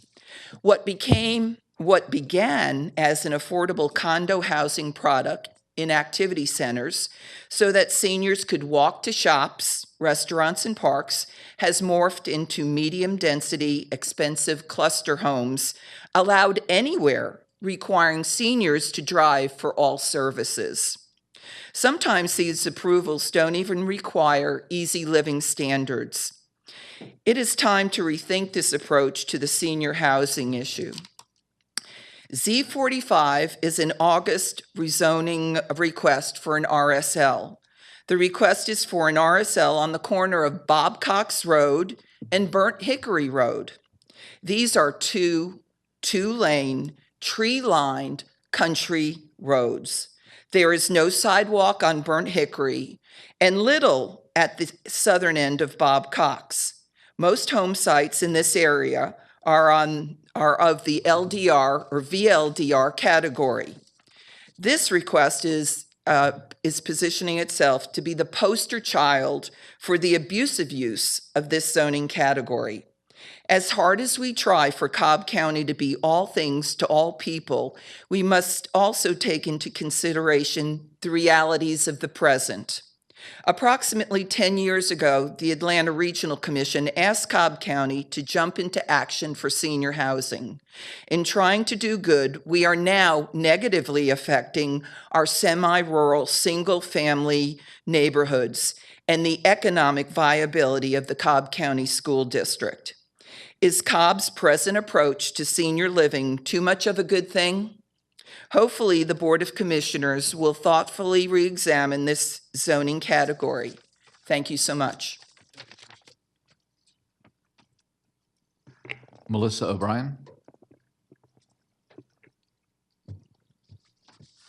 Thank you again. Good morning again. My name is Melissa O'Brien, and I represent West Cobb Advocate. You said earlier we have to decide what kind of county we want to be, and that comes with education as well. I am here today to remind you why the decisions you make each month with regard to development code, comprehensive planning, and zoning have significant implications on the school district and why it matters to all of us. Before I get started, I want to talk about the senior school tax exemption. It is germane to this discussion. In doing so, I want everyone to know that West Cobb Advocate is not in favor of eliminating the school tax. We recognize that many seniors are on a fixed income. We recognize this tax exemption is important to many people. But the relevant question for this board is, does the senior tax exemption draw seniors to this county? Are we inflating the number of seniors in our county because this exemption is one of the most generous in the metro Atlanta area? What will be the true cost of the influx of seniors seeking the exemption to the county in 2040 and beyond? What was once an exemption to provide a break for seniors on a fixed income has morphed into something more costly for our school district and community. Last year, a study published by Georgia State University entitled Age-Based Property Tax Exemptions in Georgia, researchers concluded that Cobb County School District's generous tax exemption amounts to 6.6% of the district's annual budget. A most recent figure shows the Cobb County School District did not collect $100 million last year because of this exemption. Additionally, the study shows these exemptions can have a substantial effect on the demographic composition of an area. Without an age-targeted exemption, the number of older homeowners in a county would be 36% lower in the long run. What this means is, if you offer the tax exemption and build a nice house, they will come. Yet every time I attend a BOC hearing, attorneys and sometimes commissioners say single-family residential senior housing has no impact on schools. This is simply not true. When a developer has 16 acres of land with one home and now builds 56 homes with homeowners who no longer pay school taxes, as is the case in the upcoming Z45, there are consequences to this. It may help the county's tax base, but it doesn't help CCSDs, given the generous nature of our exemption. Yes, those seniors are not going to school, but when you are drawing those seniors from Fulton County or other counties, they are not leaving an empty house in our county to fill school children either. Further, there will come a day when the 55-plus market of $500,000 single-family senior housing units will become saturated, or a day when there are not so many baby boomers. Then what happens to these communities? Are they converted to medium-density residential that will require the school district to adjust quickly to more students? It would be wise for the county to pay attention to the impact of the senior exemption housing on Cobb County schools. For years, Cobb County Schools has a reputation of doing more with less. We are in an economic upturn, and the school district has some 800 teachers fewer than before the Great Recession. It would cost close to $70 million to fill that gap annually. Why does this matter to the county? Because every business that looks to move here or stay here is looking at the quality of our public education system. It is a fundamental element of our economic engine, yet the 2040 Comprehensive Plan makes little mention of the symbiotic relationship that should exist between Cobb County and CCSD. The county does not exist in a vacuum. The decisions you make here each week have long-term implications on CCSD that they cannot easily react to, as it involves millions of dollars. Therefore, we would ask you to follow the land use plan when considering new developments so as to not overburden the schools that may be over capacity. We would also ask you to have a more measured approach with RSLs, or to put a moratorium on them until the code is rewritten. The unintended consequences of the RSL code is creating medium-density residential in low-density and sometimes very low-density communities. We also ask you once again to work more closely with Cobb County School District and to advocate to the Cobb delegation the elimination of loopholes in the senior school tax exemption. We would also ask that you advocate appropriate changes to the tax exemption that would not harm needy seniors, nor affect those who currently have the exemption. Ms. O'Brien, your time's run out. But appropriate changes that can address issues that will clearly impact the success of Cobb County. Ms. O'Brien, I'm sorry, your time's run out. 2 more words, as we move forward in the 2040 and beyond. Thank you very much. Cynthia Patterson.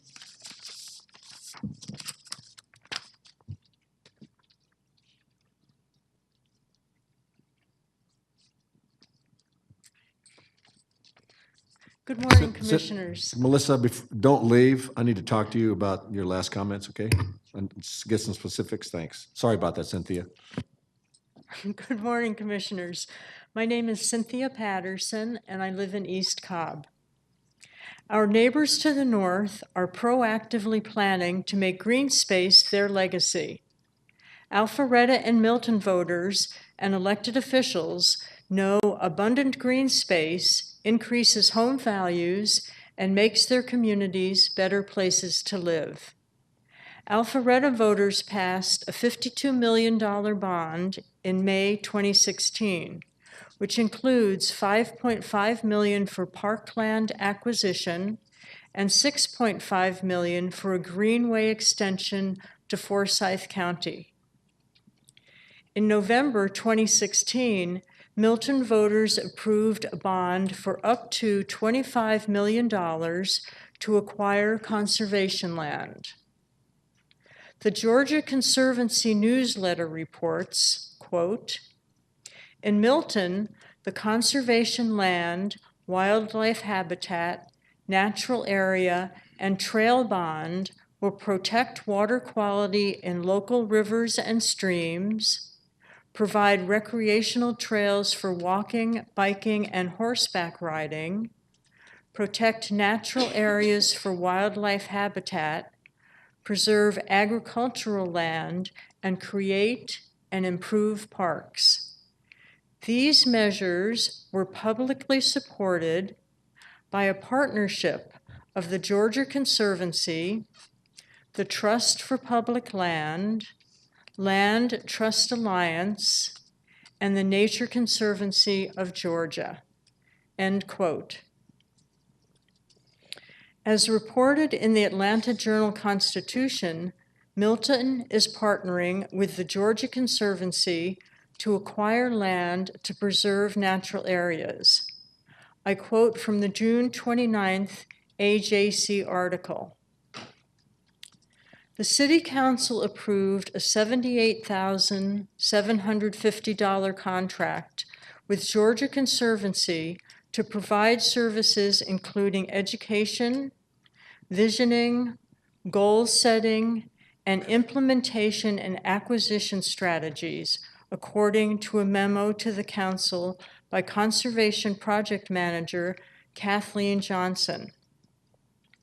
The Conservancy will also analyze and prioritize parcels for purchase and train city officials and community members on landowner education and outreach, end quote.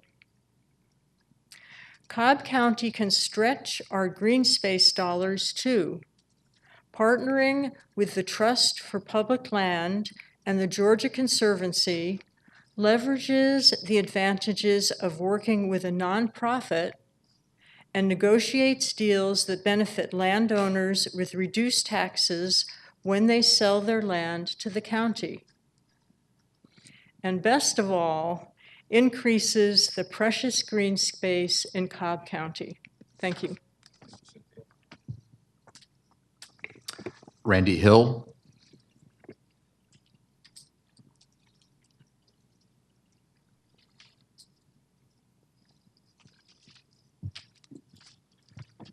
Good morning. Serious stuff going on here today.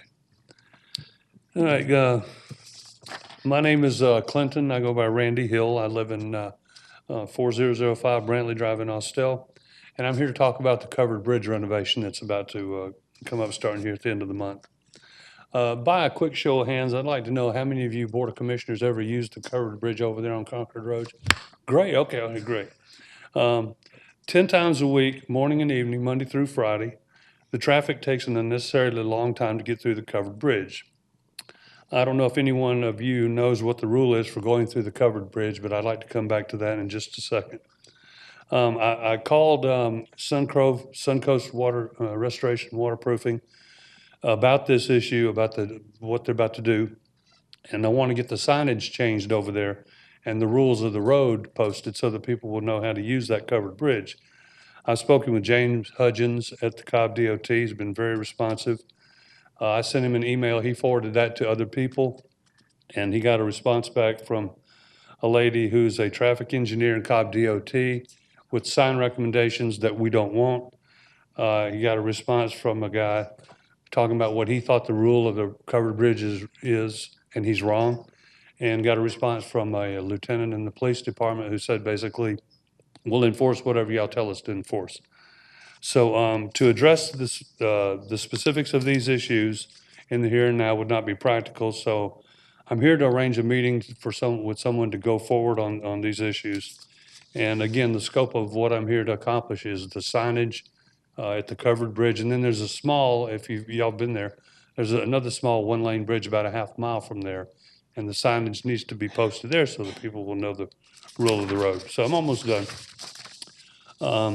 So the last scenario I want to ask you is, if you're going to work in the morning on that covered bridge, and you get to that one-lane covered bridge, and you get 10 cars coming from this direction, they arrive at one time, 10 cars coming from the other direction, and they all arrive at the same time, I bet if I asked the 5 of you, I'd get 5 different answers on what's the correct way to proceed through there.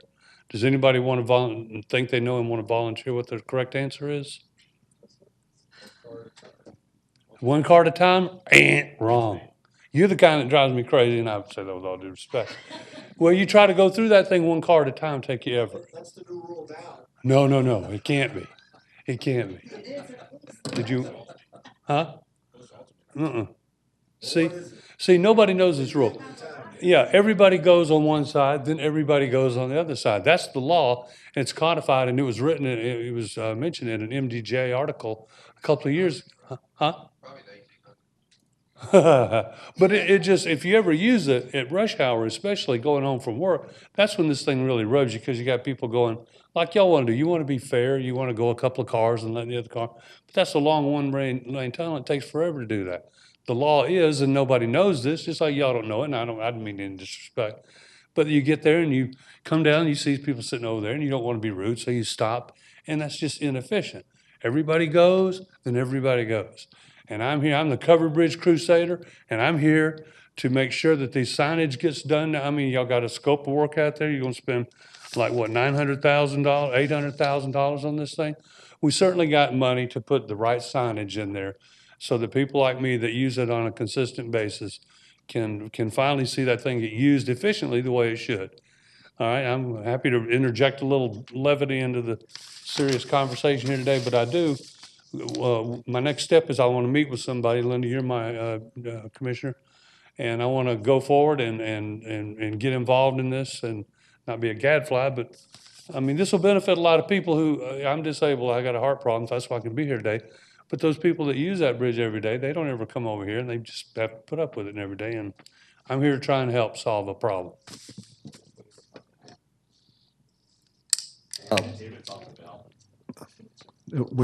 Really, seriously? Jim? All right. Now, you had the right answer about talking to your commissioner, but Jim Wilgus here, he's the head kahuna for DOT.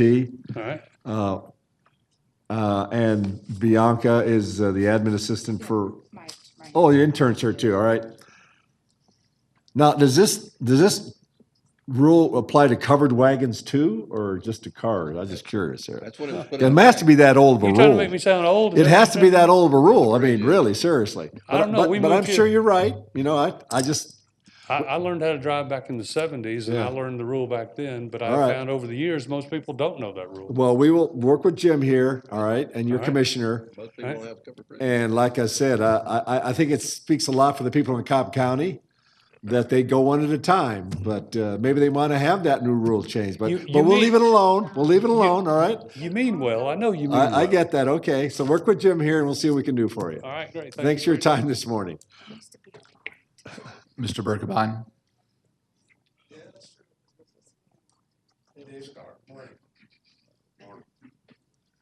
Morning, Chairman, Commissioners, County Manager, David Birkenbein, Medical Burn Ban, man after my own heart right there. Commissioner, you was talking about you was passionate about that 10% riding that bus. Well, because we were lost in the 748,000 or 750,000 people in Cobb County. Well, I'm passionate about the 0.28069 and on and on and on that have medical problems, that can't breathe, that want the medical burn ban to be enforced. I sent out 26 letters. I guess you got one, I got 4 back, so I'm running 15% for me. I don't know if anybody else got a call. But I'm gonna send out 14 more letters, and that'll finish up my 42, 16 more letters. My goal is to get as many red dots as possible on Cobb County map. Right now, we just have 42. The problem's not gonna go away. It's ridiculous to have a law and not enforce it. We speak of people who have the letter of the law, and for the burn pits, fire pits, and all these other pits that they want to burn during the medical burn ban.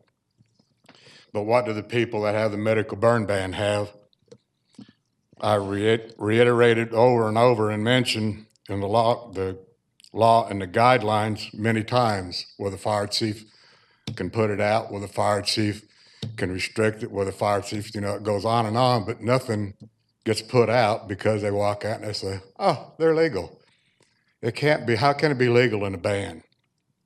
So we have 0. So because we are 0.000562% of the population now, I remind you there are more out there that I'm willing to educate on and to get this program to have some relief for the people that are in the pain they go through. You are the Board of Commissioners and make the law and are blind to it except for the loopholes, which leaves me no choice but to give Cobb County residents with medical problems that they are affected by smoke and so forth. In their law, there is an abuse, a non-existent of the law now. I promise you that promise you now and all the following, it is my mission to make Cobb County look like it has the measles. You have 42 dots now, and it will look like even a small number of 5,000 will begin to look like would almost just about start covering the county red. Medical burn ban people affected by smoke and their safeguards you promised many times in the law given in the law and the guidelines. I spoke of the human element, which was missing. Well, I, with the experience of my family being the human element that was missing in my plight to get help and relief to no avail. You gave real hard thought and discussions to chickens. You give thought and discussions to tethering dogs. But as I said, the human elements you give no thought to people, you are affecting by inaction to this problem and abuse of interpretation that is clear to me but not to you. Wow, that makes me scratch my head and really think that tough law, and we are pretend like we are dogs and chickens. Maybe we might come to a human consensus and need to protect these people, not subhumans, not surpopulation that will expire and then, oh, well, that's one less more dot we got to worry about.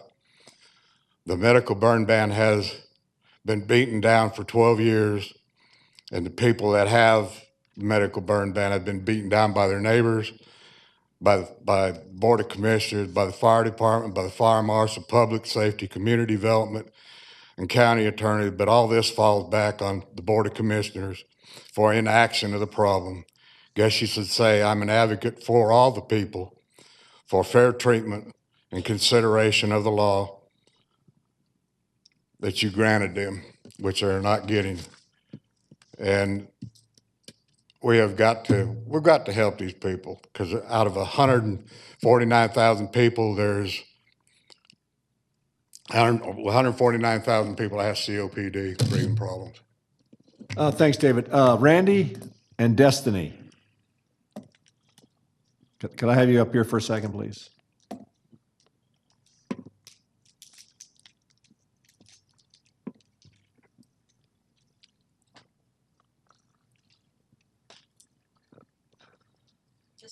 Randy, while you were out chasing buffalo a couple weeks ago in Wyoming,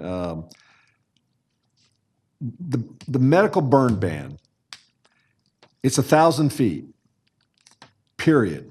It doesn't matter where they burn in the backyard. They cannot burn in their backyard within 1,000 feet of a medically burn ban recognized facility. Is that correct? If they're burning clean wood, that means anything that fell from a tree Right. in a bowl or chimenea. Right.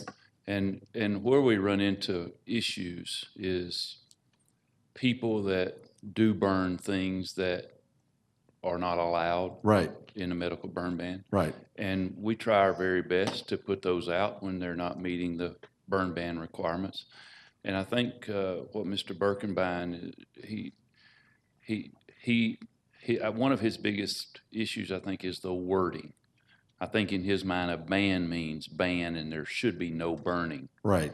And so we may consider having the discussion of that word being changed to. Okay, so but they can't, the law allows them to burn clean wood within 1,000 feet of a medically burned ban. So we need to be looking at, that's what he's suggesting we look at.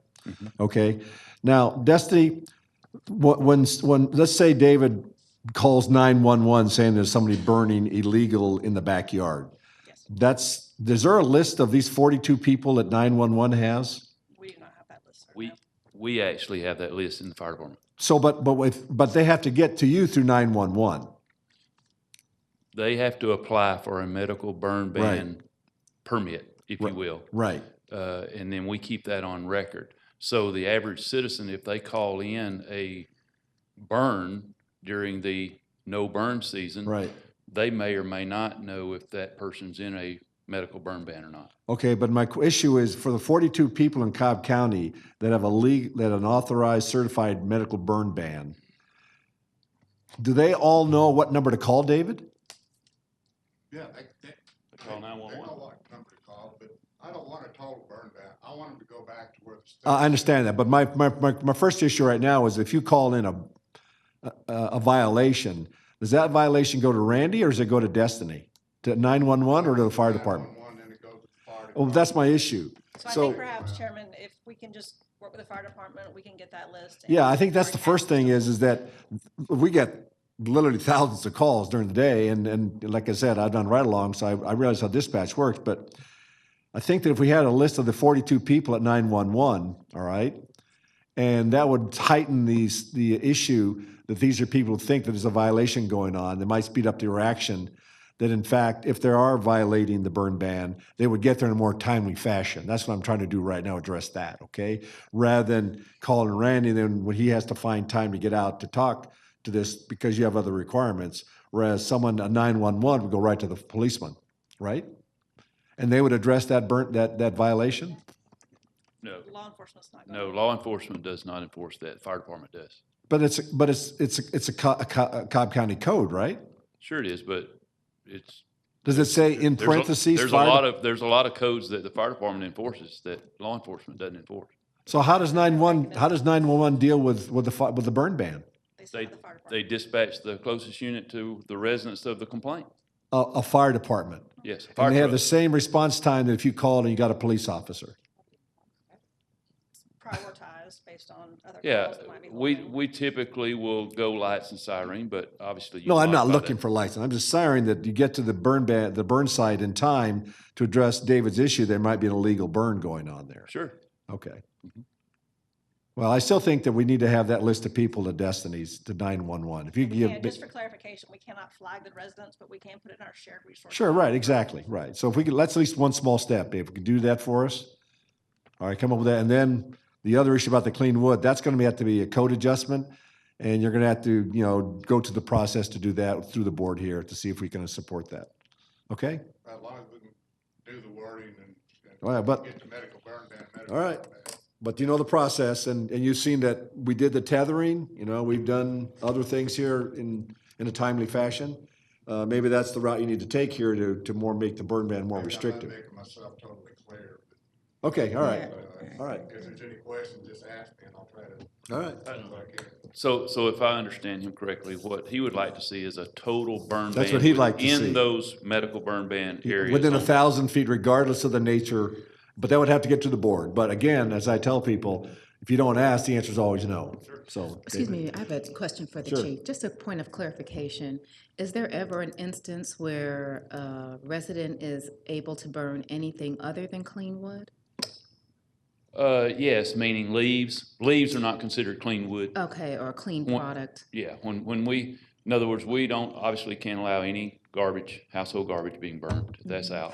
But when you say clean wood, you're talking about dry limbs of small size that fall from a tree in your yard. We're not talking, those things that put off very little smoke. Okay, so what is banned in the medical burn ban area? That's his issue. And if there's anything that needs to be looked at, I would say that verbiage is what needs to be addressed. The verbiage of the word ban, or the Yes. verbiage that he's desiring, which is to address the material? Well, I think what he's wanting to see is if the wording says ban, It means ban. ban. That's what, I mean, yeah. Without If exception. if we're wanting people to be restricted on what they can burn, Yeah. then the word restricted can be used. Maybe I don't understand. Why didn't we do that in the first place? If it was a ban, what were we banning? What were we banning in the medical burn ban area? That's the issue we need to deal with. Non-clean wood, right? Non-clean wood. Whatever, yeah. Yeah, but the trouble is you have to define what clean wood is. Okay, I wasn't clear on that. Right. Okay, Part, okay. part of the problem is, and I remember from David's discussions, the chimeneas and the backyard, right, David, isn't that what we brought up? You brought up about like the chimney and the outdoor chimneys and things like that. That's correct. Right, because that's the things that are not covered. I mean, like bonfires or fires in your yard are covered by the ordinance. But if I remember right from what David's been saying is the chimeneas, and the outdoor chimneys are Burn not. anytime. They're not, you can use those anytime. Right. And that's where the issue is, because folks in the houses around David and some of these other folks with the medical problems, the folks that have those are burning in them and they're not restricted. And I will say to you, we just recently went on an EMS call and the next door neighbor was burning carpet in a chimney. So we run into those things. But we did respond, David. We did respond. And that, we wasn't responding to that. We saw it and walked over and we were not welcomed. Commissioner Burrow has a question. At this point, I think, I agree. I think if you're in a medical burn ban, it shouldn't be any burning within 1,000 feet. However, for the folks that already have a chimney or a fireplace, outdoor chimney, and they're already existing, if we do change it, they're gonna be grandfathered in. How are you gonna create that log to determine who already has one today and who got one tomorrow? We can't go through the neighborhood and say, okay, you're grandfathered in because you've got one now. Well, I know, but if they're That would be our burning and we challenge. go out there and we know when it was built, we know if it was. But we don't. We don't know when it was built or bought. That would be our challenge, because we've had that discussion. Well, I still think moving forward, you could ban it totally within 1,000 feet, so any new ones couldn't be put in. I'm kind If of they're like in a medical I'm kind of burn. like the lieutenant that spoke on the bridge. We will enforce whatever's placed on the books. Okay. Thank you, Randy. Yes, ma'am.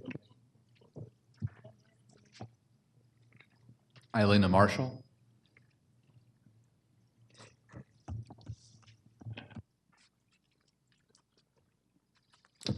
Good morning again, members of the board. I have two things that I want to speak on. Number one, public safety.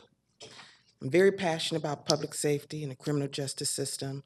I worked E99 Douglasville when I first moved to Atlanta in 2003, and Gwinnett snatched me up quick. If we do not find a way to pay for our firemen and our police officers, we are going to be in a world of trouble.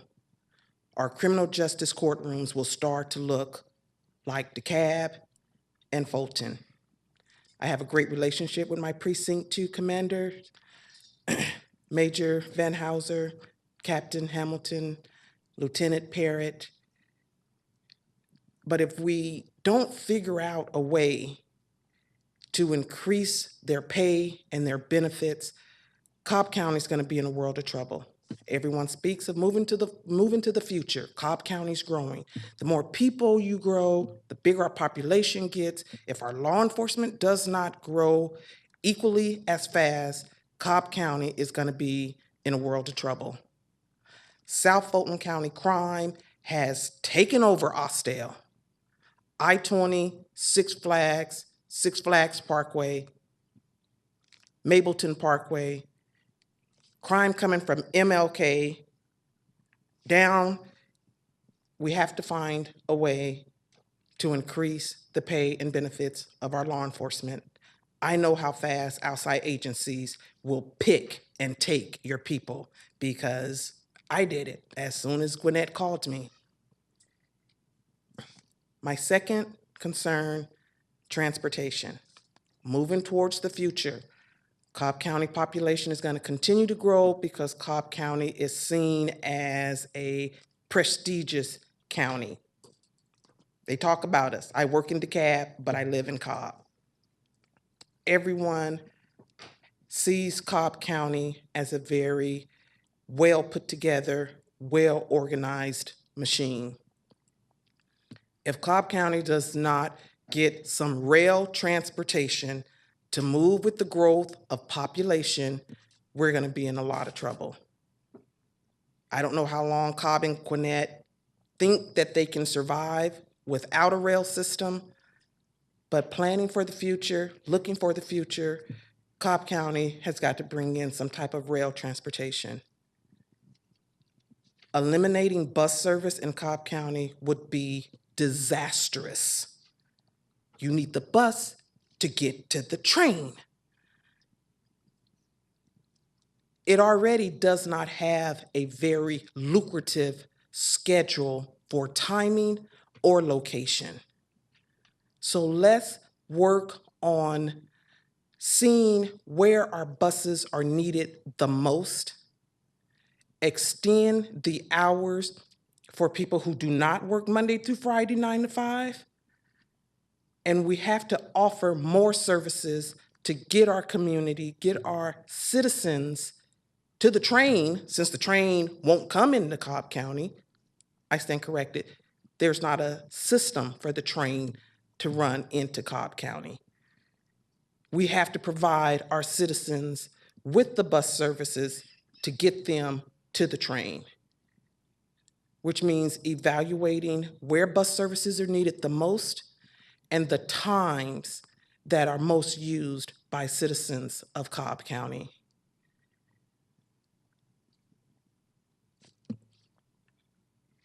Those two I'm very passionate about. It is something that has to be looked at. Cobb County continues to grow because it is a wonderful county. I lived in Cobb County when I first came to Atlanta in 2003. I went back home. As soon as I came back to Atlanta in 2015, I came straight back to Cobb County. But looking forward, we have got to do something better with transportation for the citizens of Cobb County. And we have got to find a way to keep our officers and build our police force, or Cobb County Superior Court is going to be a replica of Fulton and DeKalb. I work for DeKalb Superior Court. Trust me, you don't want our Cobb County Superior Court looking like that. And you will if we can't pay and keep our law enforcement personnel or our 911 dispatchers, because other counties will pick them apart. Thank you. Chairman, that concludes our public comment. Thank you.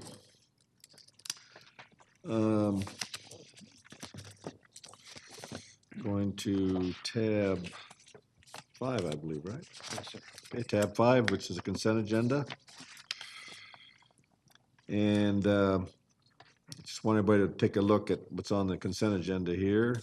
That's streaming it online at home. And so I move to approve the consent of the fall. I move to approve the items on the consent agenda as presented and as revised, and authorize the execution of the necessary documents by the appropriate county personnel. Have a second, any discussion? We have a comment? Yes, Commissioner Ott? I will be voting for the consent agenda, but voting against item number 7.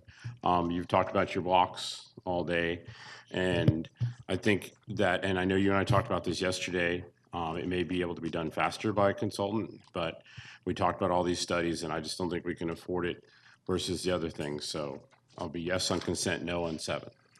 Okay, thank you. Any further discussion? Call the question?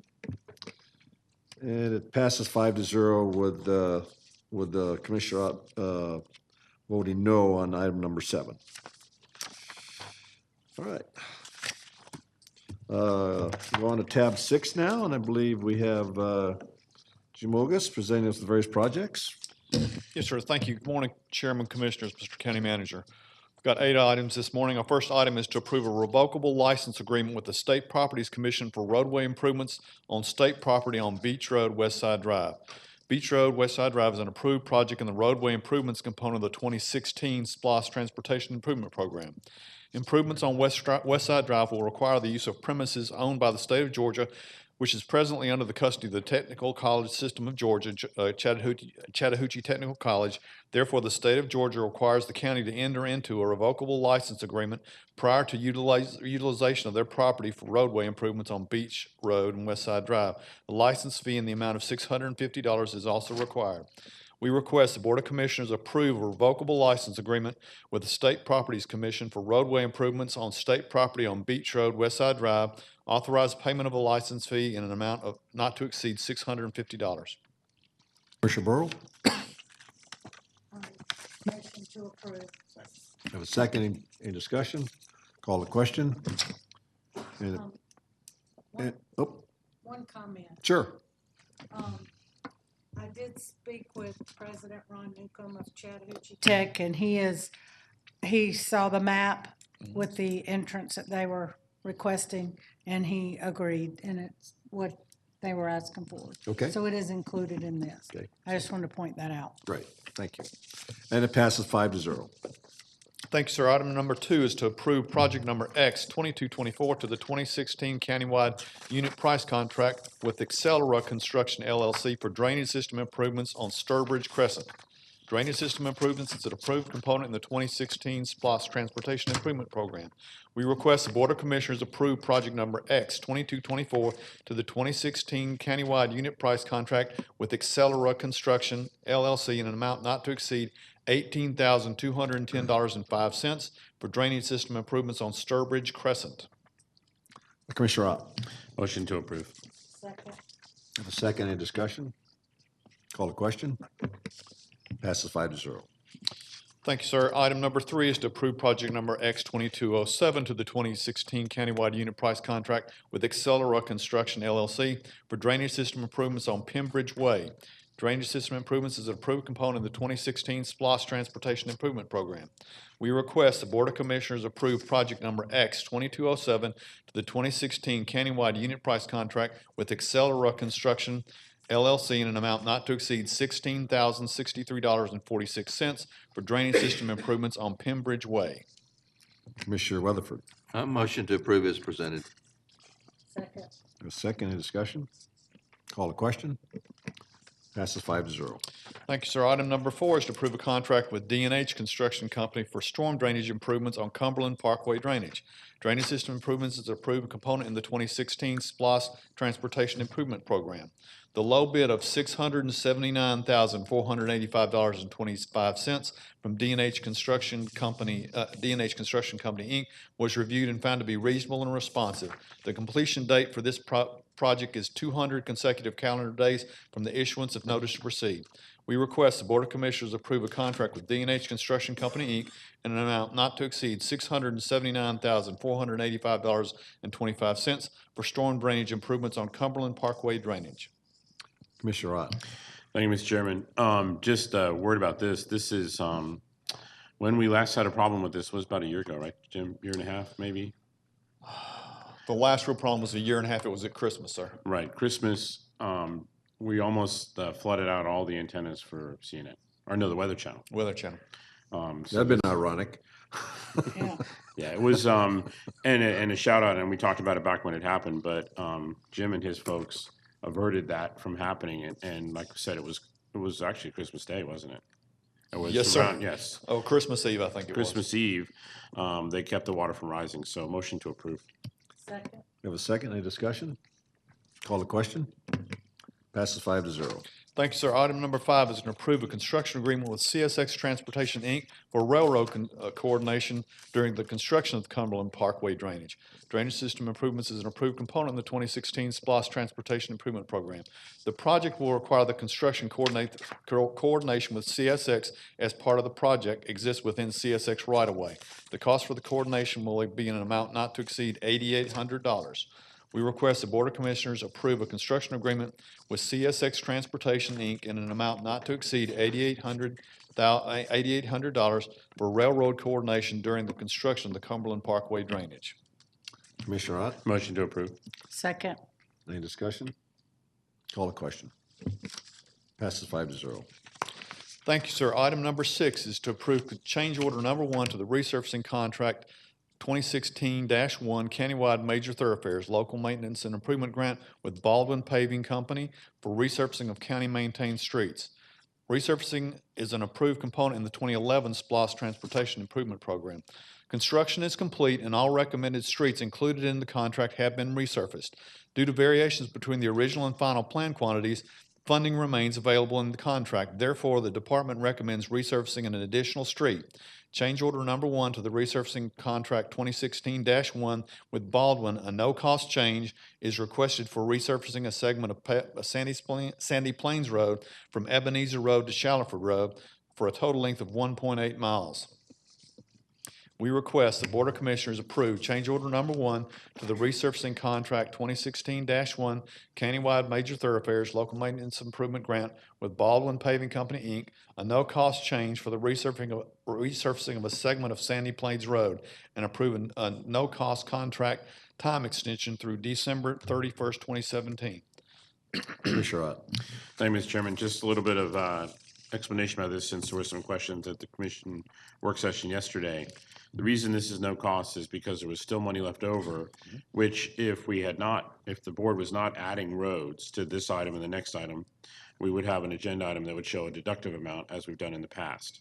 But what's going on this time is there was money, we have a road that we can add, and so in this item and the next item, that's why it's we have the extra or the change order to add the road, but it is no cost. So motion to approve.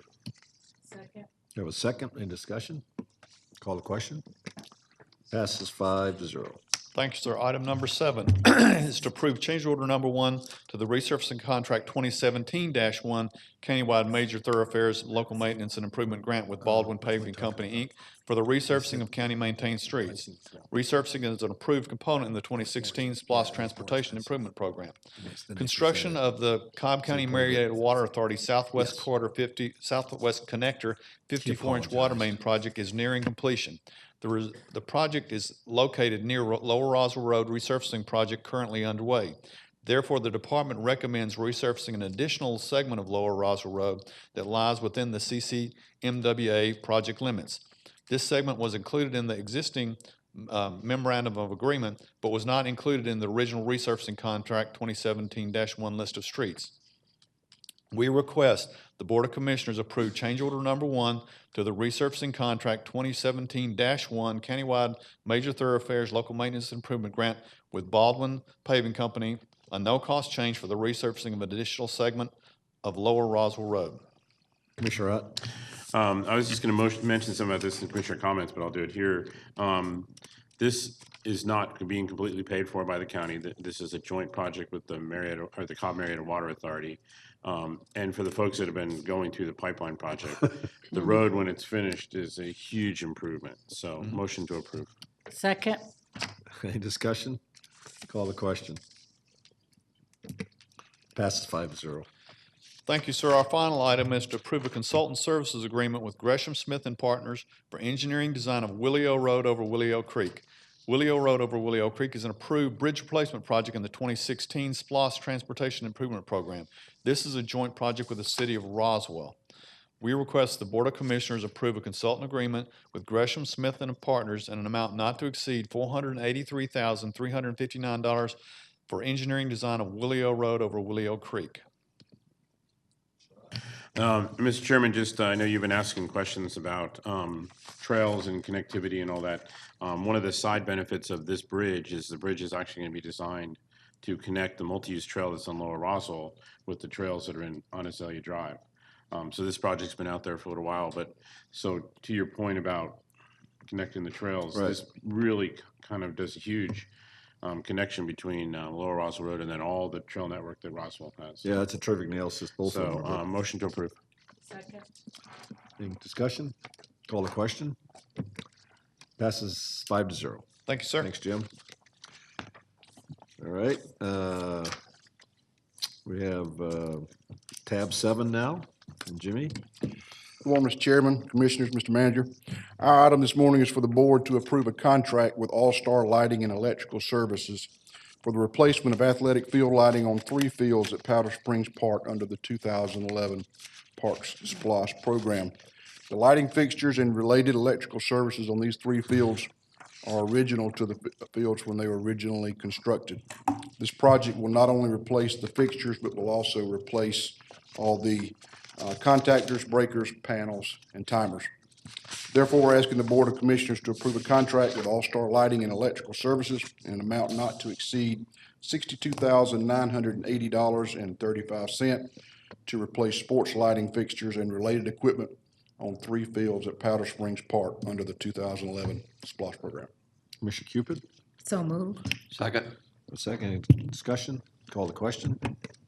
Passes 5-0. Thanks, Thank you. Jimmy. Okay, on to tab 8.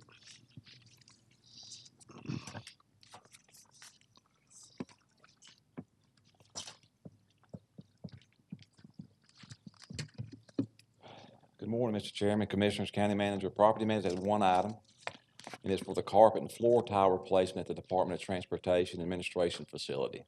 The interior finishes restoration is an eligible capital improvement project under the 2016 SPLOST. The flooring material will be secured through a county annual price agreement contract with Southeastern Commercial Flooring Incorporated. Funding is available in the 2016 SPLOST interior restoration. Property Management requests the board approve a contract with Southeastern Commercial Flooring Incorporated in the amount not to exceed $115,000 for the replacement of certain floor coverings at the Department of Transportation Administration Facility, 1890 County Services Parkway, and authorizes corresponding budget transactions. Commissioner Weatherford. Thank you. Did you get here early enough for this meeting today? I was going to start this off with good morning. I was almost back to the afternoon here. I met him at 8 o'clock this morning. Thought the meeting started a little early.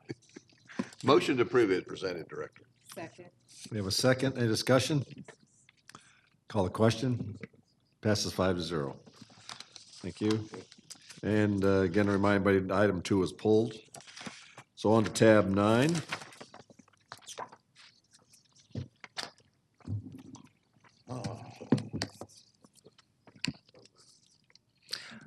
Good morning, Mr. Chairman. Luckily, the first agenda item will not require a vote of the Board of Commissioners. The first agenda item is to transmit the Planning Commission recommendations as it relates to Chapter 134 of the Code Amendments that are currently being considered by the Board of Commissioners. And the Planning Commission recommendations are as follows. Under Section 134-1, building height, the Planning Commission recommended approval of this particular item as is at a 4-0 vote, as Planning Commissioner Powell was absent from the vote for all of these votes that'll be mentioned. Under Section 134-198-1, which is the Open Space Community Code, the Planning Commission recommended approval at a 4-0 vote with the following suggestions. 134-198-1F3, which is the square footage allotments. The Planning Commission recommended that the R15 OSC minimum lot size be adjusted from 1,000 square feet to 9,000 square feet, allowing for slightly smaller lots than what staff proposed in the R15 OSC, not the other ones for the R20 and the R30. They recommended, as staff recommended, just the R15. They recommended a 1,000 square foot reduction. Under 134-198, sorry, I just mentioned that about the. Hold on. Instead of 10,000, they're recommending. Correct. Well, basically, Instead of 10,000, they're recommending 9,000. That's correct. And the reason for that? I am not the planning commission, sir, so I cannot state what what the reasoning for the recommendation. But they recommended the 10,000 square feet for the R15 OSC, and they recommended, as staff proposed, the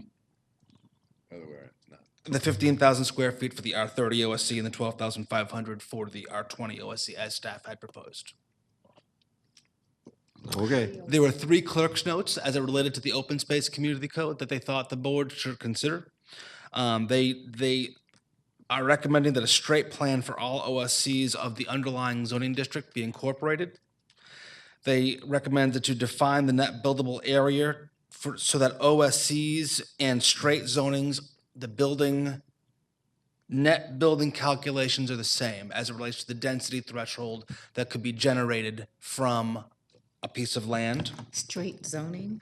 So that if you have a regular R20 lot, that your net density calculations are the same between the regular R20 lot and the density calculations for the R20 OSC. Okay.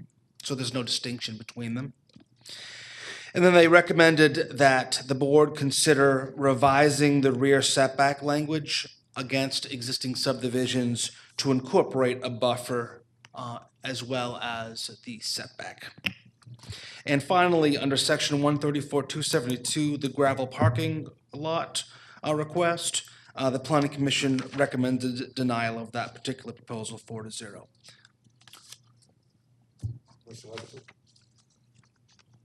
Director John, so basically what they're recommending is that an OSC, why would someone want to do an OSC then? If the net building is the same, they can build it without any oversight from us at all. Is that correct? If all of these in conjunction together, the only benefit to the developer would be still the smaller lot sizes than what would be authorized under the regular R20, R15, R30 zoning categories, and the less quantity of infrastructure required to build the subdivision would be the only benefit to the developer at that point in time. But the net building calculation has to be the same, therefore you would think the number of lots would have to be the same. So your lot threshold would be the same as far as how many lots you'd be able to produce from a piece of land. So, but they would have smaller lots, but the same number of lots. Yes. And they would have to give up green space and buffers and other things that we require on OSC. Yes, sir. Not sure I completely agree with that, but maybe I need to think about it. Well, That was actually, when it was first created, there was not supposed to be a density benefit, with the exception of the density bonus. It was the benefit to the developer was simply to be able to have smaller lot sizes, which allow less infrastructure and provide bigger buffers. There really was not supposed to be this huge benefit, with density and number of lots. Because that's in fact why the density bonus was put in there, so that was the only way that you got a density bonus. But it wasn't intended to give you more lots by going to OSC. Yeah, right, exactly. The density bonus was placed in the original code for those that wanted to go above and beyond and preserve even more green space than what the minimum requirements of the code required.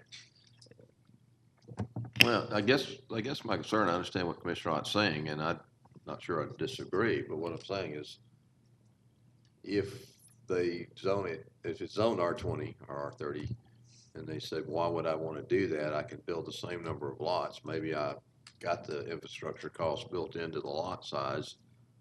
We give up buffers, we give up green space, we give up a lot that I think is a benefit of OSC. So I think we need to think about that one a little bit more.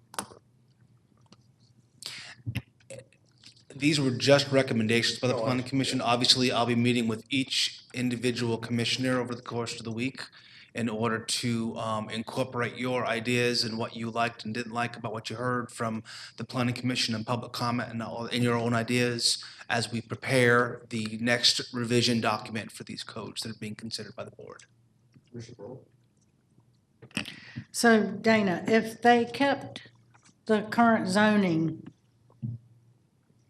and didn't do an OSC, they could do that without coming through zoning. That's And correct. put the R20 lot, if it's R20, the number of lots allowed with or without green space. And the result of that would be basically a residential subdivision without any stipulations. Right. Just the base requirements as outlined in the zoning code. Okay. One of the benefits of the OSC is the ability to tailor the lot so that it fits in more compatibly through some of the protections that the Planning Commission and Board of Commissioners are able to utilize during the land entitlement process. Yes, ma'am. Excuse me, Chairman, question. Was there any discussion about the buildable space or the non-buildable space, the part that's reserved, being a certain elevation? You know, there was discussion about the open space community having land that really couldn't be used because of its elevation or in a buffer close to a stream. I would love to be able to answer your question, Commissioner, but I was not at the meeting, so I am unable to answer it Okay. with knowledge. Okay. So I don't want to lead you astray. Okay. There was, Commissioner Cupid, there was discussion when it was first written. That's where the 25% slope came in. Anything greater than 25% you couldn't count. So that's really, the discussion kind of went all the way back to there. When there was discussion about what could be used, what couldn't be used, and the committee went back and forth on the percentage, and it came up with 25% as being kind of the cutoff. Okay, was that the discussion, first discussion when it was first being made or recently? No, that's when it was first being made. Okay. Okay. That sounds like a great advice, sir. So with that, I'll be happy to move on to agenda item 2 with your permission, Mr. Chairman. The second agenda item is for the Board of Commissioners to consider authorizing a banner display for a nonprofit organization that would like to advertise their health and wellness event on public right-of-way. And the agenda item says at the intersection of Austell Road and Veterans Memorial Highway. What they would basically like to do is put a banner on a bridge so that as people drive down Veterans Memorial Highway, they'll be cognizant of this wellness fair and wellness event that'll be happening in South Cobb. I had just spoken with the event organizers, and they have recently driven down Veterans Memorial Highway and are actually asking if they could consider having this be at the intersection of Jefferson Extension and Veterans Memorial Highway, as it has greater visibility. And I told the individuals that I would bring that up to the board, but certainly that's a board decision as to what you wish to occur. Yes, I'm supportive of that. So if you can read the recommendation with the new road in there, I will be glad to make a motion. So the new recommendation would be for the Board of Commissioners to, let me get on the correct agenda item, for the Board of Commissioners to authorize a 240 square foot banner display to be placed on public right-of-way at Jefferson Extension and Veterans Memorial Highway for the Wellness Day South Cobb event from September 1st, 2017 through September 22nd, 2017, and further authorize the appropriate personnel to execute the necessary agreements. So moved. Second. Second, any discussion? Call the question. Passes 5-0. Thank you, Chairman. Thank you, Dana. We have pulled tab 10. And do we have any more public comments, Bill? Okay, so now we're on to appointments. And I'd like to make a motion for the board to approve the reappointment of Clark Hungerford to the Development Authority of Cobb County. Second. Have a second? Any discussion? Call the question. Passes 5-0. And then I'd like to make the following announcements. To announce the reappointment of Jeff Rogers to post 3, Dania Badia McCray to post 16, Tamika Stafford to post 20, Tim Gordon to post 22, and Mark Gibson to post 24 to the Workforce Development Board. And to announce the appointment of Ryan Byers to the Workforce Development Board. He's going to take in the place of a vacancy. With that, we go on to Commissioner comments. And we'll start with Commissioner Cupid today. Briefly, with respect to the county budget and millage rate, I'll be holding an educational meeting tomorrow evening at 7 p.m. at the South Cobb Recreation Center. This is not necessarily a town hall meeting, but an opportunity to educate people about our budget process. As was shared by one of our residents, it is not very clear that our budgeting process is retroactive, and we set the millage rate going back, but also looking forward. And I just think it's important for people to understand that, and also to understand where their property taxes impact our county budget. So please come out tomorrow at 7 p.m. and that meeting is going to be held directly after our bi-monthly 6 p.m. meeting to discuss upcoming zoning cases for Austell and Powder Springs. Again, this is at the South Cobb Recreation Center. That's all I have, Chairman.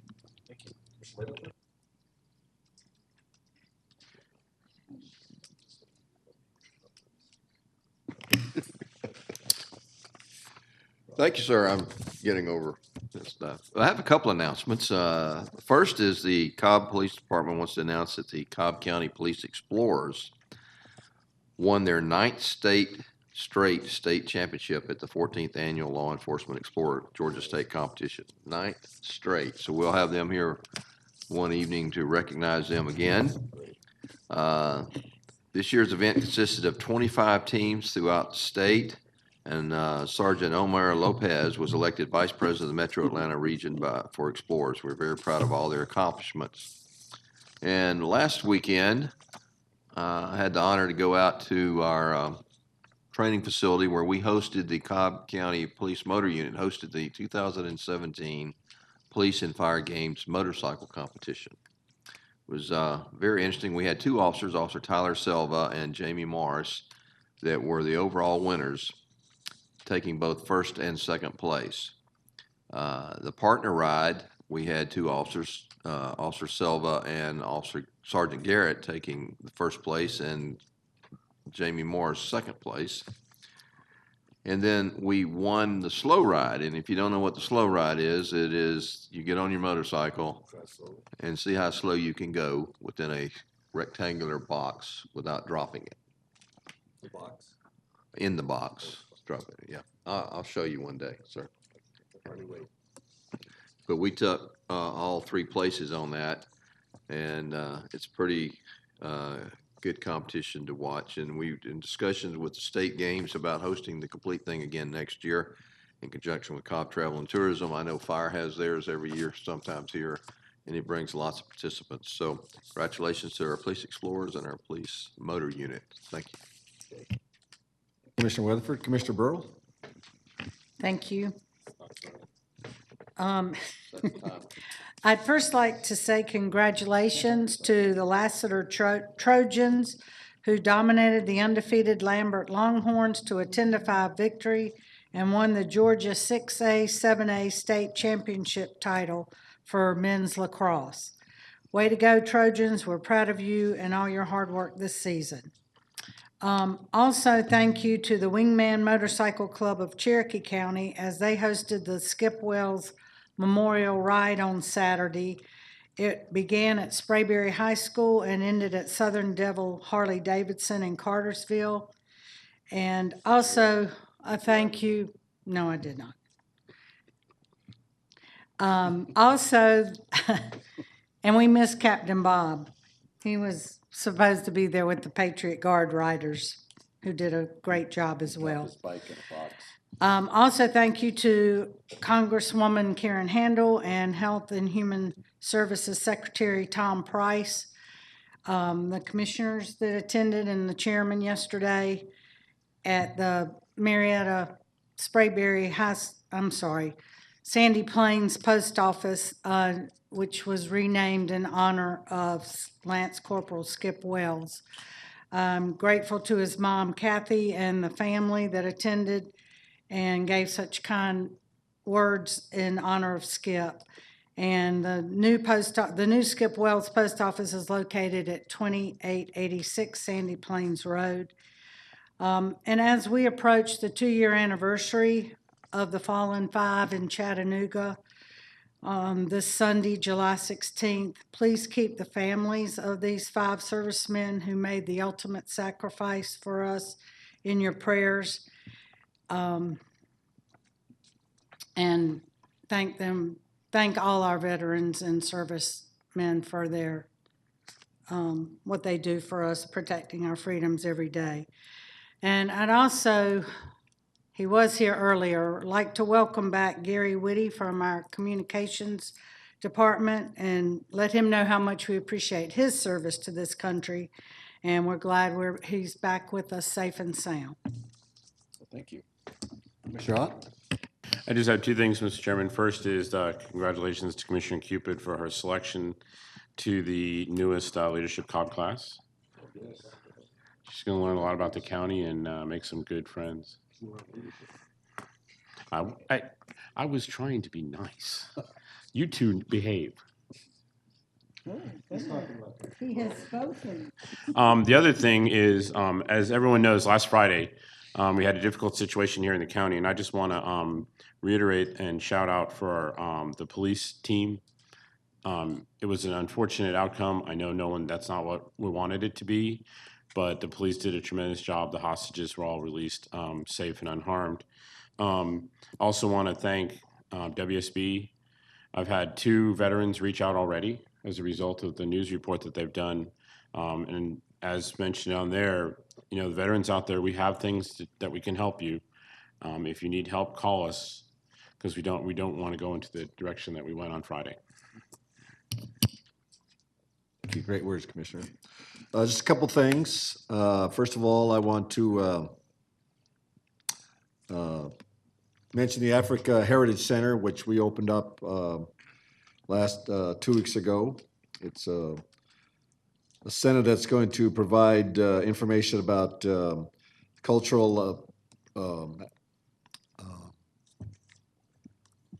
the culture of Africa. It's going to have gifts. It's going to have gift center. It's going to have research and education library. Have exhibitions.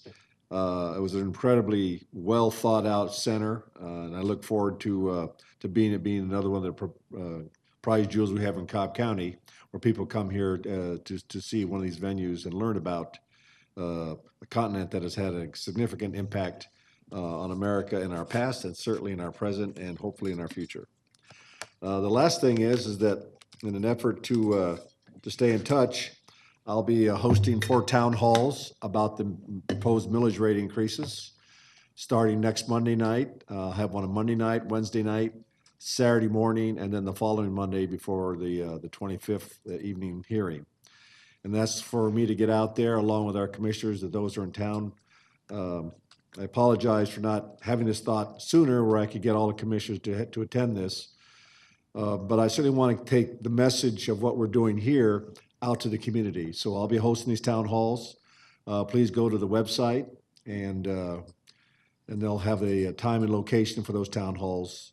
It'll be primarily in the senior centers, except in South Cobb, we're going to be going to one of the parks. But I look forward to these town halls as I look forward to these hearings, because this is what our founding fathers had in mind. We hear the people. This is how we stay in check. And I think that what we did today is another example of why our founding fathers would think that democracy is alive and well in Cobb County. So with that, I call this meeting to adjournment.